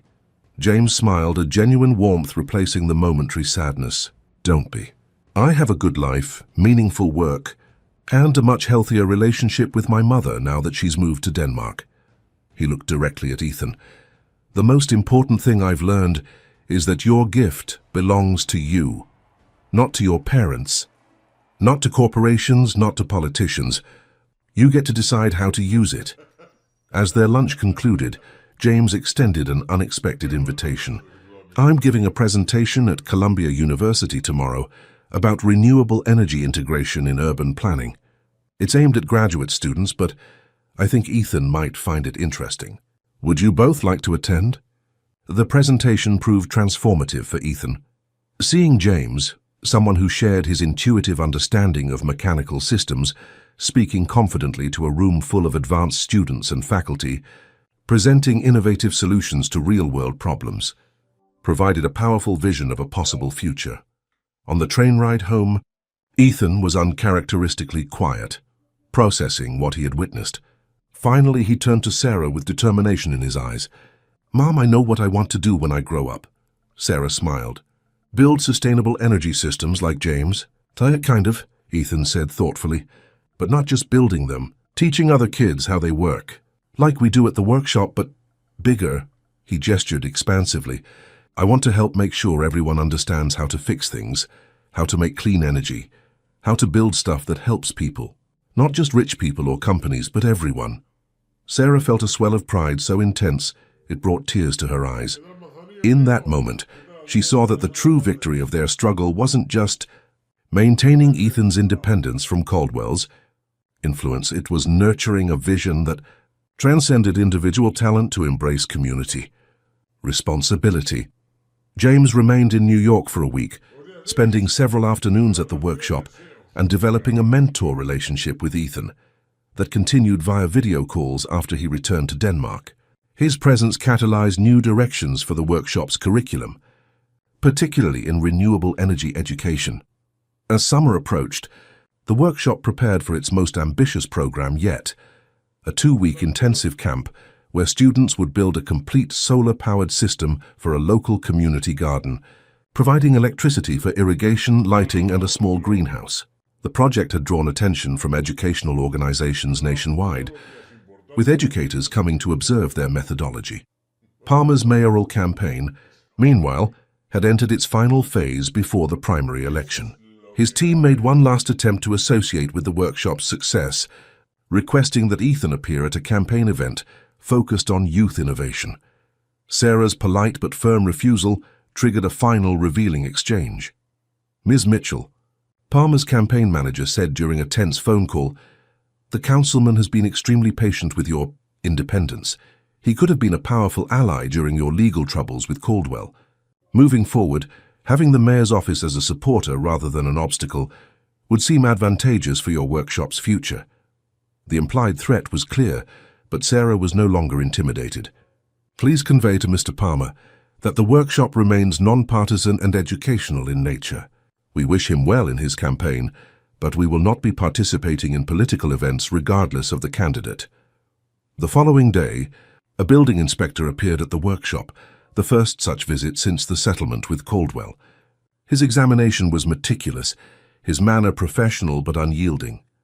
He identified several potential code violations that would require immediate attention. Palmer's last attempt at leverage, Rodriguez observed after the inspector left. Elections in 3 weeks. He's reminding us he still has regulatory tools at his disposal. Sarah nodded, reviewing the citation list. These are all minor issues, easily addressed. But the message is clear. Cooperate or face bureaucratic obstacles. Their response was strategic rather than confrontational. Sarah contacted the local newspaper, not Thompson at the Tribune, but a different reporter known for covering municipal affairs, and invited them to document the workshop's compliance process. We're grateful for the city's thoroughness in ensuring safety standards, she told the reporter, as cameras captured the installation of additional fire extinguishers and accessibility features. As an educational facility serving children, we welcome any opportunity to improve our safety protocols. The resulting article, titled "Award-Winning Youth Workshop Embraces Enhanced Safety Standards," included quotes from parents praising the facility's commitment to student welfare. Palmer's attempted pressure tactic had been transformed into positive publicity for the workshop, with no mention of political connections or campaign events. 2 days before the primary election, Palmer made one final desperate attempt to force their cooperation. His office issued a press release announcing a special commendation for Ethan Mitchell, to be presented at Palmer's Election Eve rally. The release implied that Ethan would be in attendance, speaking about how Palmer's visionary support had enabled the workshop's success. Sarah immediately issued a correction through Lisa's office, stating that neither Ethan nor any workshop representative would be attending the event, and that the workshop had not been consulted about the commendation. The resulting media confusion forced Palmer to publicly backtrack, claiming a scheduling misunderstanding, an embarrassing stumble in the campaign's final days. On election night, Sarah and Ethan watched the results come in from their apartment, a quiet counterpoint to the hectic activity of the previous weeks. Palmer lost the primary by a narrow margin, his defeat attributed partly to last-minute questions about his campaign's integrity following the workshop controversy. As the final numbers were announced, Ethan looked up from the robot arm he was tinkering with on the living room floor. Does this mean we're safe now? From both Mr. Caldwell and Mr. Palmer. Sarah considered the question thoughtfully. For now, yes, but there will always be people who see talent as something to control or profit from. The difference is that now we know how to protect ourselves, and more importantly, we've built a community that stands with us. Ethan nodded, returning to his project. After a moment, he said, James says that in Denmark, they have special laws to protect innovative ideas from being taken by big companies. He thinks we should have those here too. That's an interesting thought, Sarah said, struck by how Ethan's perspective had expanded beyond his immediate circumstances to consider systemic issues. Maybe that's something the workshop could advocate for in the future. As summer bloomed across Westchester County, the workshop flourished with it.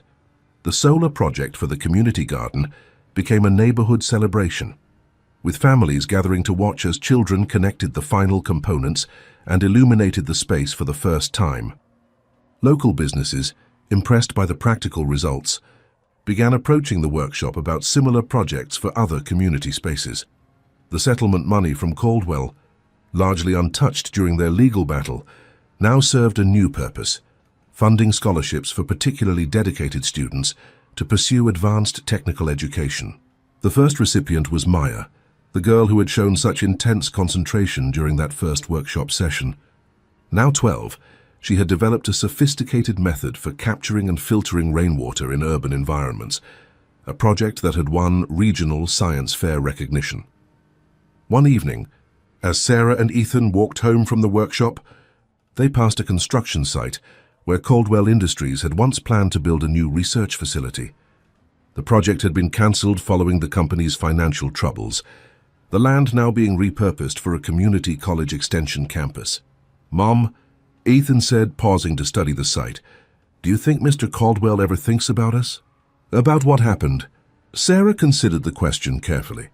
I imagine he does, though probably not in the way we might hope. People like Robert Caldwell don't easily change their fundamental perspective. James says his dad never really understood why James left, Ethan continued, that he still thinks James made a mistake by not following his plan. Some people have a hard time recognizing that control isn't the same as nurturing, Sarah explained. They confuse directing someone's path with supporting their journey. Ethan nodded thoughtfully, processing this distinction. I'm glad you didn't let him control my journey. Sarah squeezed his hand, filled with a profound gratitude for their hard-won freedom. Your journey belongs to you, Ethan. My job is just to help you navigate it safely. As they continued home in the gathering dusk, neither was aware that significant changes were taking place at Caldwell Industries. Changes that would soon create an unexpected opportunity for reconciliation and resolution. Robert Caldwell, facing a shareholder revolt and declining health, was being forced to reconsider the legacy he would leave behind. And in that reconsideration, the memory of a determined boy who had fixed his car when no one else would play a pivotal role. Finalmente o nono e último capítulo. ID chapter in type and text markdown, autumn, painted Westchester County in brilliant hues of red and gold, matching the warm glow that had settled over Sarah and Ethan's lives. The workshop had become a community fixture, with waiting lists for each session and growing recognition in educational circles. A documentary team was creating a film about their approach to technical education, following several students through their project development process. On a crisp October morning, almost exactly 1 year after Ethan had first fixed the Aston Martin, Sarah arrived at the workshop to find Jennifer Wilson waiting outside. Caldwell's former assistant looked different, less polished, more human somehow, without the corporate armor she had always worn. Ms. Wilson, Sarah greeted her cautiously. This is unexpected. Jennifer offered a tentative smile. I know I'm not here on official business. I left Caldwell Industries 3 months ago. She hesitated. I'm here with a personal request from Robert Caldwell. Sarah's guard immediately rose. I thought our legal settlement made the boundaries clear. It did, Jennifer acknowledged, and he has no intention of violating those terms. This is different. She took a deep breath. Robert Caldwell is dying, Ms. Mitchell. Pancreatic cancer diagnosed 6 months ago. The prognosis is terminal. The news hit Sarah with unexpected force. Despite everything, hearing of Caldwell's impending mortality stirred complicated emotions. I'm sorry to hear that, she said sincerely. But I don't understand what this has to do with us. He's been reviewing his life, Jennifer explained, reconsidering his actions, his priorities. The conflict with you and Ethan, and the subsequent revelations about his pattern of behavior, triggered significant changes at Caldwell Industries. The board has implemented ethical guidelines for working with young innovators. Robert was initially resistant, but his illness has shifted his perspective. Sarah listened skeptically, waiting for the actual request to emerge. He would like to meet with Ethan one last time, Jennifer said finally. Not to reclaim any control or influence, but simply to see the boy who challenged his worldview. To apologize, if you'll permit it. Sarah's immediate instinct was refusal. After everything they had endured, why expose Ethan to one final interaction with the man who had tried to appropriate his talent and threatened their family? This isn't a publicity stunt, Jennifer added, seeming to read Sarah's thoughts. His condition isn't public knowledge yet. This would be entirely private, on your terms, at your chosen location, with whatever safeguards you deem necessary. Why should I consider this? Sarah asked directly. Jennifer's professional facade cracked slightly. Because I've worked with Robert Caldwell for 15 years, and I've never seen him express genuine regret until now. And because, she hesitated, because Eleanor suggested it might provide closure for everyone involved. The mention of Eleanor gave Sarah pause.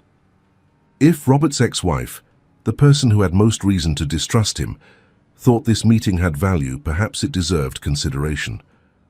I'll need to think about this, Sarah said finally. And more importantly, I need to discuss it with Ethan. This has to be his decision, not mine. That evening, Sarah presented the situation to Ethan as neutrally as possible, careful not to influence his response with her own lingering reservations. She was continually surprised by his emotional maturity. his ability to consider complex situations from multiple perspectives. "Is he really dying?" Ethan asked, his expression solemn. "Yes," Sarah confirmed. "He doesn't have much time left." Ethan was quiet for a long moment, processing this information. "I think I should meet with him," he said finally. "James told me once that he wishes he'd had a chance to tell his dad how he felt before they stopped talking. This might be my only chance." Sarah studied her son's face, searching for signs of pressure or obligation. "You don't owe him anything, Ethan. If you don't want to do this, that's completely okay." "I know," Ethan said simply, "but I'm not doing it for him. I'm doing it for me, so I don't have questions later." The meeting was arranged for the following Sunday afternoon at a small private garden adjacent to the hospital where Caldwell was receiving treatment. Sarah established clear parameters. 1 hour maximum, she would be present throughout, and Lisa Parker would accompany them as an additional safeguard. When they arrived, Robert Caldwell was seated in a wheelchair beside a Japanese maple tree, its leaves a brilliant scarlet against the autumn sky. The once imposing figure had diminished dramatically, thinner, paler, the arrogant posture replaced by the slight stoop of physical decline. Yet his eyes remained sharp, taking in Ethan's approach with undisguised interest. "Thank you for coming," he said, his voice weaker but still carrying that distinctive tone of authority. "Both of you," Sarah nodded formally, her hand resting protectively on Ethan's shoulder. "Mr. Caldwell, please sit." He gestured to the bench opposite his wheelchair. As they settled, he focused his attention on Ethan. "You've grown taller," he observed. "And you're still fixing things, I hear. Building new things too." Ethan nodded, studying the man with open curiosity rather than fear. "Our workshop just finished a solar power system for the community garden on Elm Street. I designed part of the battery storage solution." A smile flickered across Caldwell's gaunt face. "Impressive. Renewable energy is the future, of course. I was too slow to recognize that. One of many miscalculations." He shifted, slightly wincing with the movement. "I owe you both an apology. My behavior was inexcusable. I saw your talent, Ethan, and I instinctively tried to control it rather than support it. It's a pattern I've repeated throughout my life, with profound consequences." The directness of his acknowledgement surprised Sarah. She had expected corporate doublespeak, carefully worded half-apologies. This blunt admission suggested Jennifer might have been right about Caldwell's change in perspective. "Why did you do it?" Ethan asked, the question simple but penetrating. "Why did you try to take me away from my mom? From the workshop?" Caldwell considered the question carefully, seeming to weigh his words. The simple answer would be ambition or greed. But the truth is more complex. He looked past them toward the hospital building, where his remaining days would be spent. "I've spent my life believing that exceptional talent requires exceptional direction, that raw ability must be harnessed and guided by those with the resources and vision to maximize its impact." "Like my father," came a voice from behind them. Sarah turned to find James Caldwell approaching along the garden path, his expression unreadable as he regarded his father. "James," Robert acknowledged, genuine surprise in his voice. "I didn't expect—" "Eleanor called me," James explained, moving to stand beside Ethan and Sarah. "Thought I might have something to contribute to this conversation." He looked down at Ethan with a small smile. "Hope you don't mind me crashing your meeting." Ethan shook his head, clearly pleased to see his mentor. Sarah noticed the complex emotions playing across Robert's face as he observed the easy rapport between his son and the boy he had once tried to control. "As I was saying," Robert continued after a moment, "I believe that talent like yours, like James's, needed institutional structure to reach its full potential. I convinced myself that my intentions were benevolent, that I was offering opportunities beyond what a single parent or a community workshop could provide. But you were wrong," Ethan said, not accusingly but as a simple statement of fact. Robert nodded slowly. "I was wrong. Your success this past year, what you and your mother have built, has demonstrated that quite effectively." He shifted his gaze to James. "As did your path, though it took me far too long to recognize it." An uncomfortable silence settled between father and son, years of distance and misunderstanding hanging in the air between them. "I've been following your work in Denmark," Robert said finally. "Your integrated urban systems approach is revolutionary. Exactly the kind of innovation Caldwell Industries should have been pursuing years ago. James accepted the compliment with a slight nod, his expression guarded. "Why did you want to see Ethan, Dad, really?" Robert's gaze returned to the boy. "Because I needed to acknowledge my mistake, to him, to his mother, and to myself. And because—" he paused, seeming to search for words, "because I wanted to see what might have been possible if I had approached your talent differently. James, if I had supported rather than directed." The raw honesty of this admission visibly affected James, breaking through his careful composure. For a moment, father and son regarded each other with a new understanding. Not forgiveness exactly, but perhaps the beginning of acceptance. Ethan, watching this exchange with keen perception, spoke up. "Mr. Caldwell, did you know that when engines get old, sometimes they need different kinds of maintenance? Parts that worked one way when they were new might need a completely different approach later on." All three adults turned to him, struck by the simple wisdom in his observation. "Is that so?" Robert asked, a genuine smile softening his features. Ethan nodded seriously. "Mr. Rodriguez says the best mechanics understand that machines change over time. The real skill isn't just fixing what's broken, but adapting how you work with each engine as it evolves." Robert Caldwell's laugh was unexpected, a short, genuine sound of appreciation. "Out of the mouths of babes," he murmured, glancing at his son. "A lesson it's taken me a lifetime to begin learning." The conversation that followed was unlike anything Sarah could have anticipated. Stripped of corporate agendas and legal maneuvering, they spoke as people connected by circumstance and shared experience, about talent and responsibility, about the delicate balance between nurturing potential and imposing direction, about the legacy each generation hopes to leave for the next.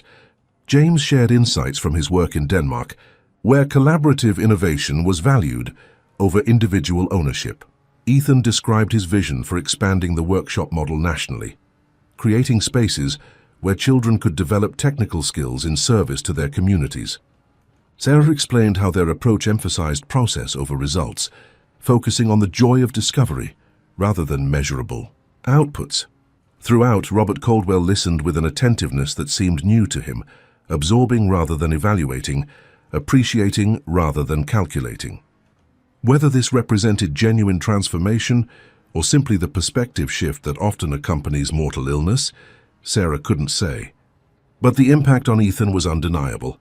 He spoke with growing confidence, articulating ideas about education and technology with remarkable clarity for a 10-year-old.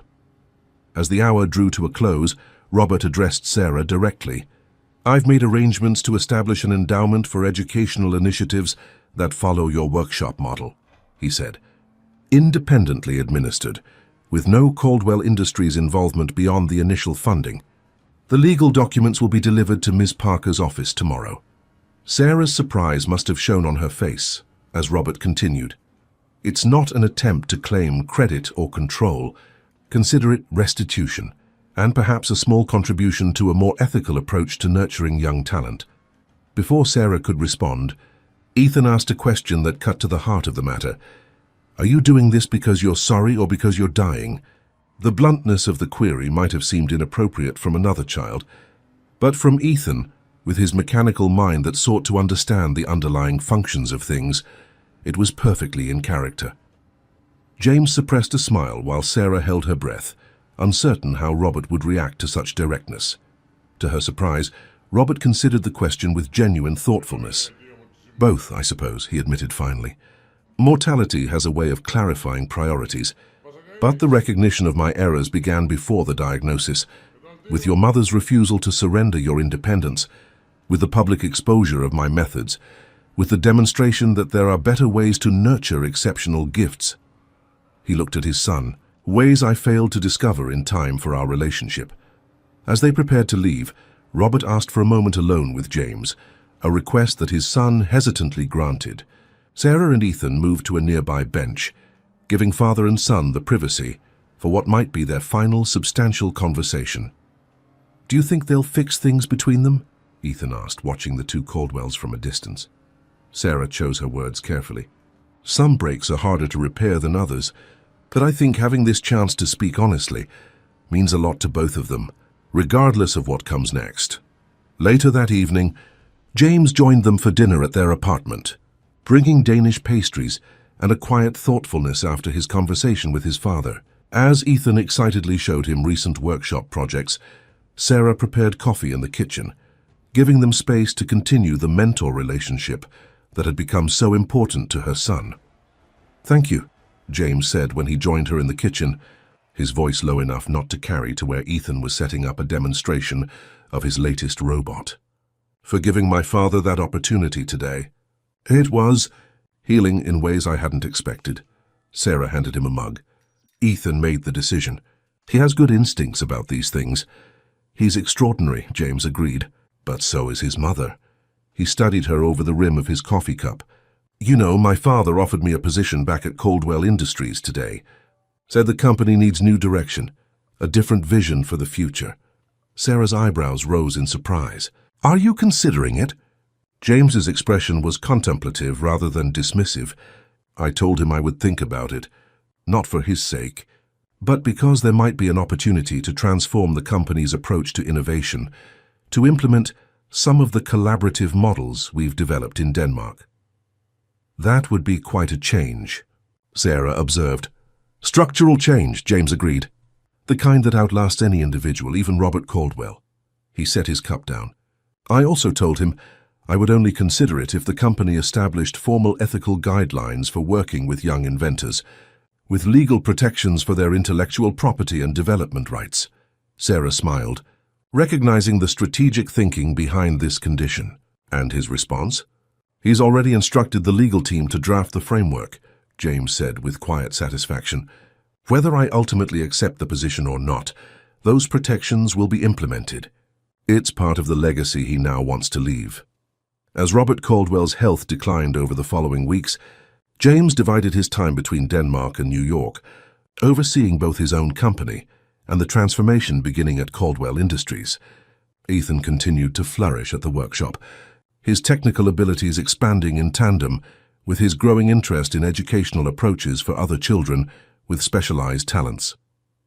The endowment Robert had promised materialized exactly as described. Substantial funding with no controlling conditions, administered by an independent board that included Eleanor Caldwell among its members. The resources allowed for the workshop model to be implemented in 3 additional communities, with plans for further expansion. When news of Robert's passing reached them in early December, Sarah was surprised by Ethan's emotional response. Not grief exactly, but a solemn recognition of connection. He wasn't a good person, Ethan reflected, but he changed at the end. He tried to fix what he broke. Yes, Sarah agreed, he did try, and that matters. The memorial service was a corporate affair, filled with business associates and political figures. Sarah and Ethan attended briefly.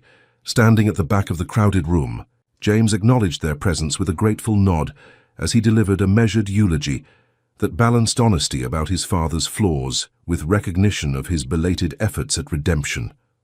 Afterward, as they walked through the light snow beginning to dust the streets of White Plains, Ethan was unusually reflective.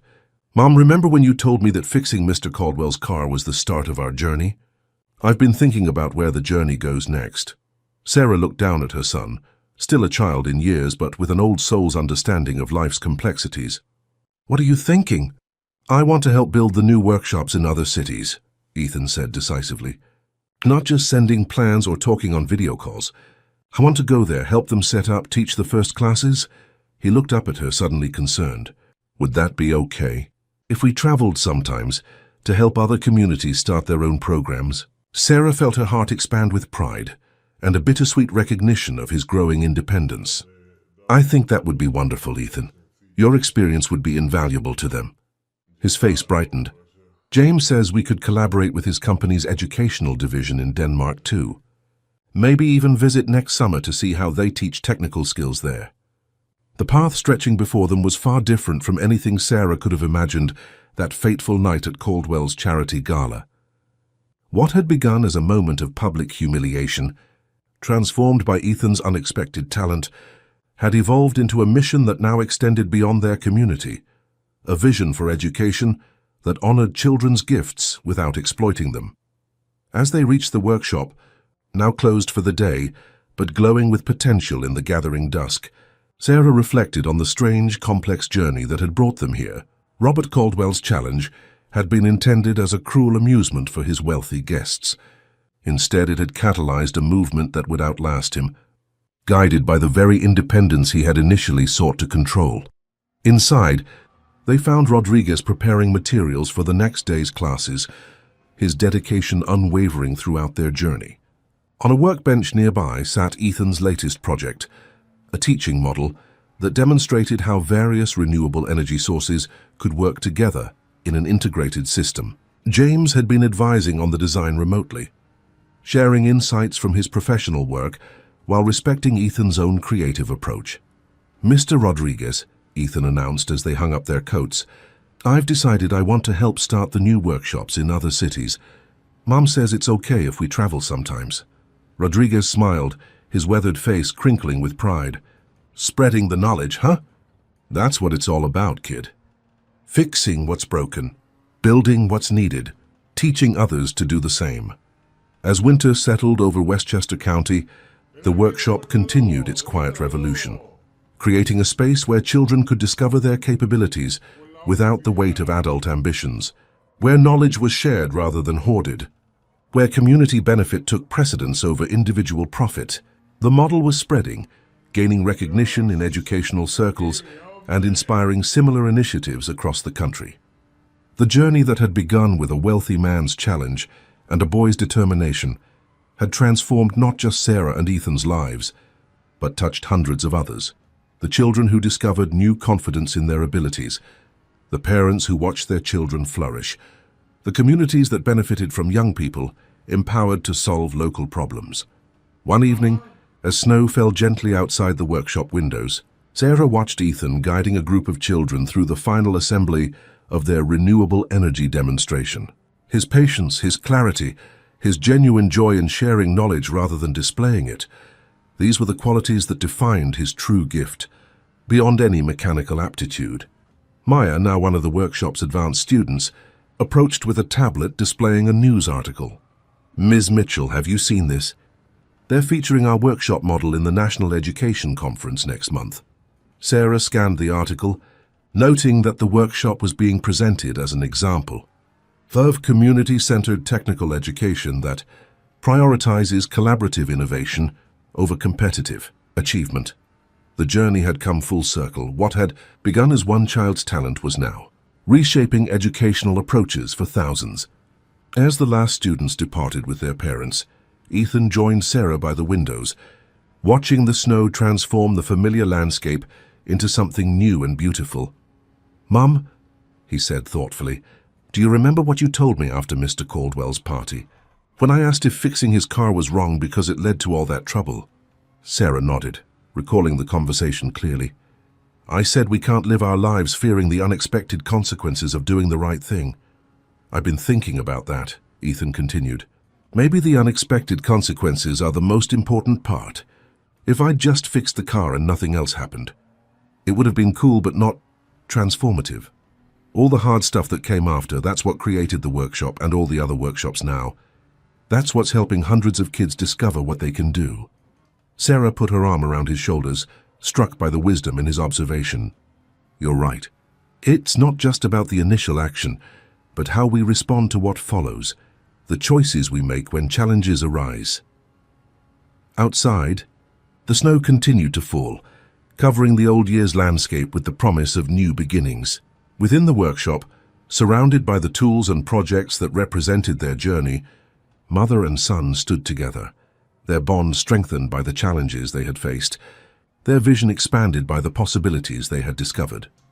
The wealthy man's challenge, intended as a moment of cruel entertainment, had instead sparked a movement guided by entirely different values: knowledge shared rather than controlled, talent nurtured rather than exploited, community elevated over corporate interest. In fixing one broken engine, Ethan had set in motion the repair of something far more significant: the relationship between exceptional ability and the world that benefits from it.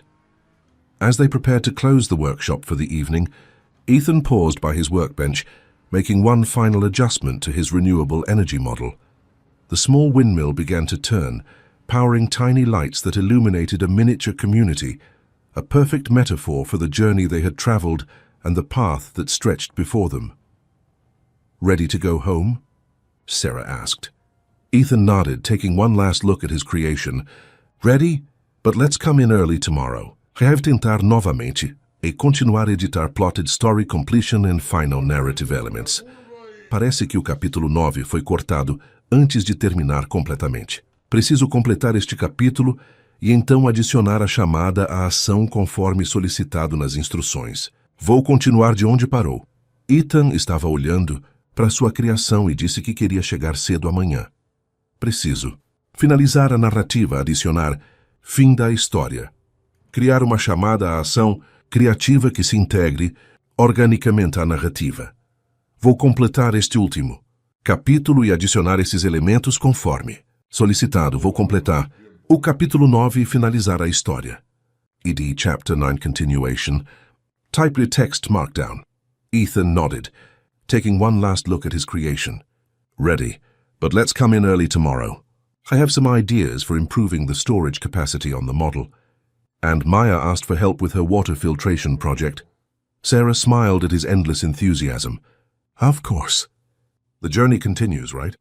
As they walked through the gently falling snow toward home, Ethan's mind was already racing with new possibilities, new connections to be made, new problems to solve. And Sarah, watching her son's face illuminated by the streetlights reflecting off the snow, understood that the true gift had never been just his mechanical ability, but his capacity to see the world as something that could be continuously improved through knowledge shared and applied with compassion. The challenge that Robert Caldwell had issued that night in his mansion had been meant to humiliate. Instead, it had unleashed a movement that would far outlast him, built on principles he had only begun to understand in his final days. One boy fixing one luxury car had sparked a chain of events that was now fixing something far more important: the way talent was nurtured, knowledge was shared, and communities were empowered. As they reached their apartment building, Ethan looked up at the night sky, where a few stars were visible through breaks in the clouds. "Mom," he said quietly, "I think we're going to need a bigger workshop soon. There are so many more kids who want to learn." "Then we'll build one," Sarah promised, knowing that whatever challenges lay ahead, they would face them together, not as a cleaning lady and her mechanically gifted son, but as equal partners in a journey that had only just begun. For in that moment, standing in the gently falling snow with the workshop behind them and endless possibilities ahead, Sarah and Ethan Mitchell had discovered the most important lesson of all: that true legacy isn't measured in wealth or corporate achievements, but in the lives touched and the knowledge shared. And by that measure, their journey was already a remarkable success, with its greatest chapters still waiting to be written.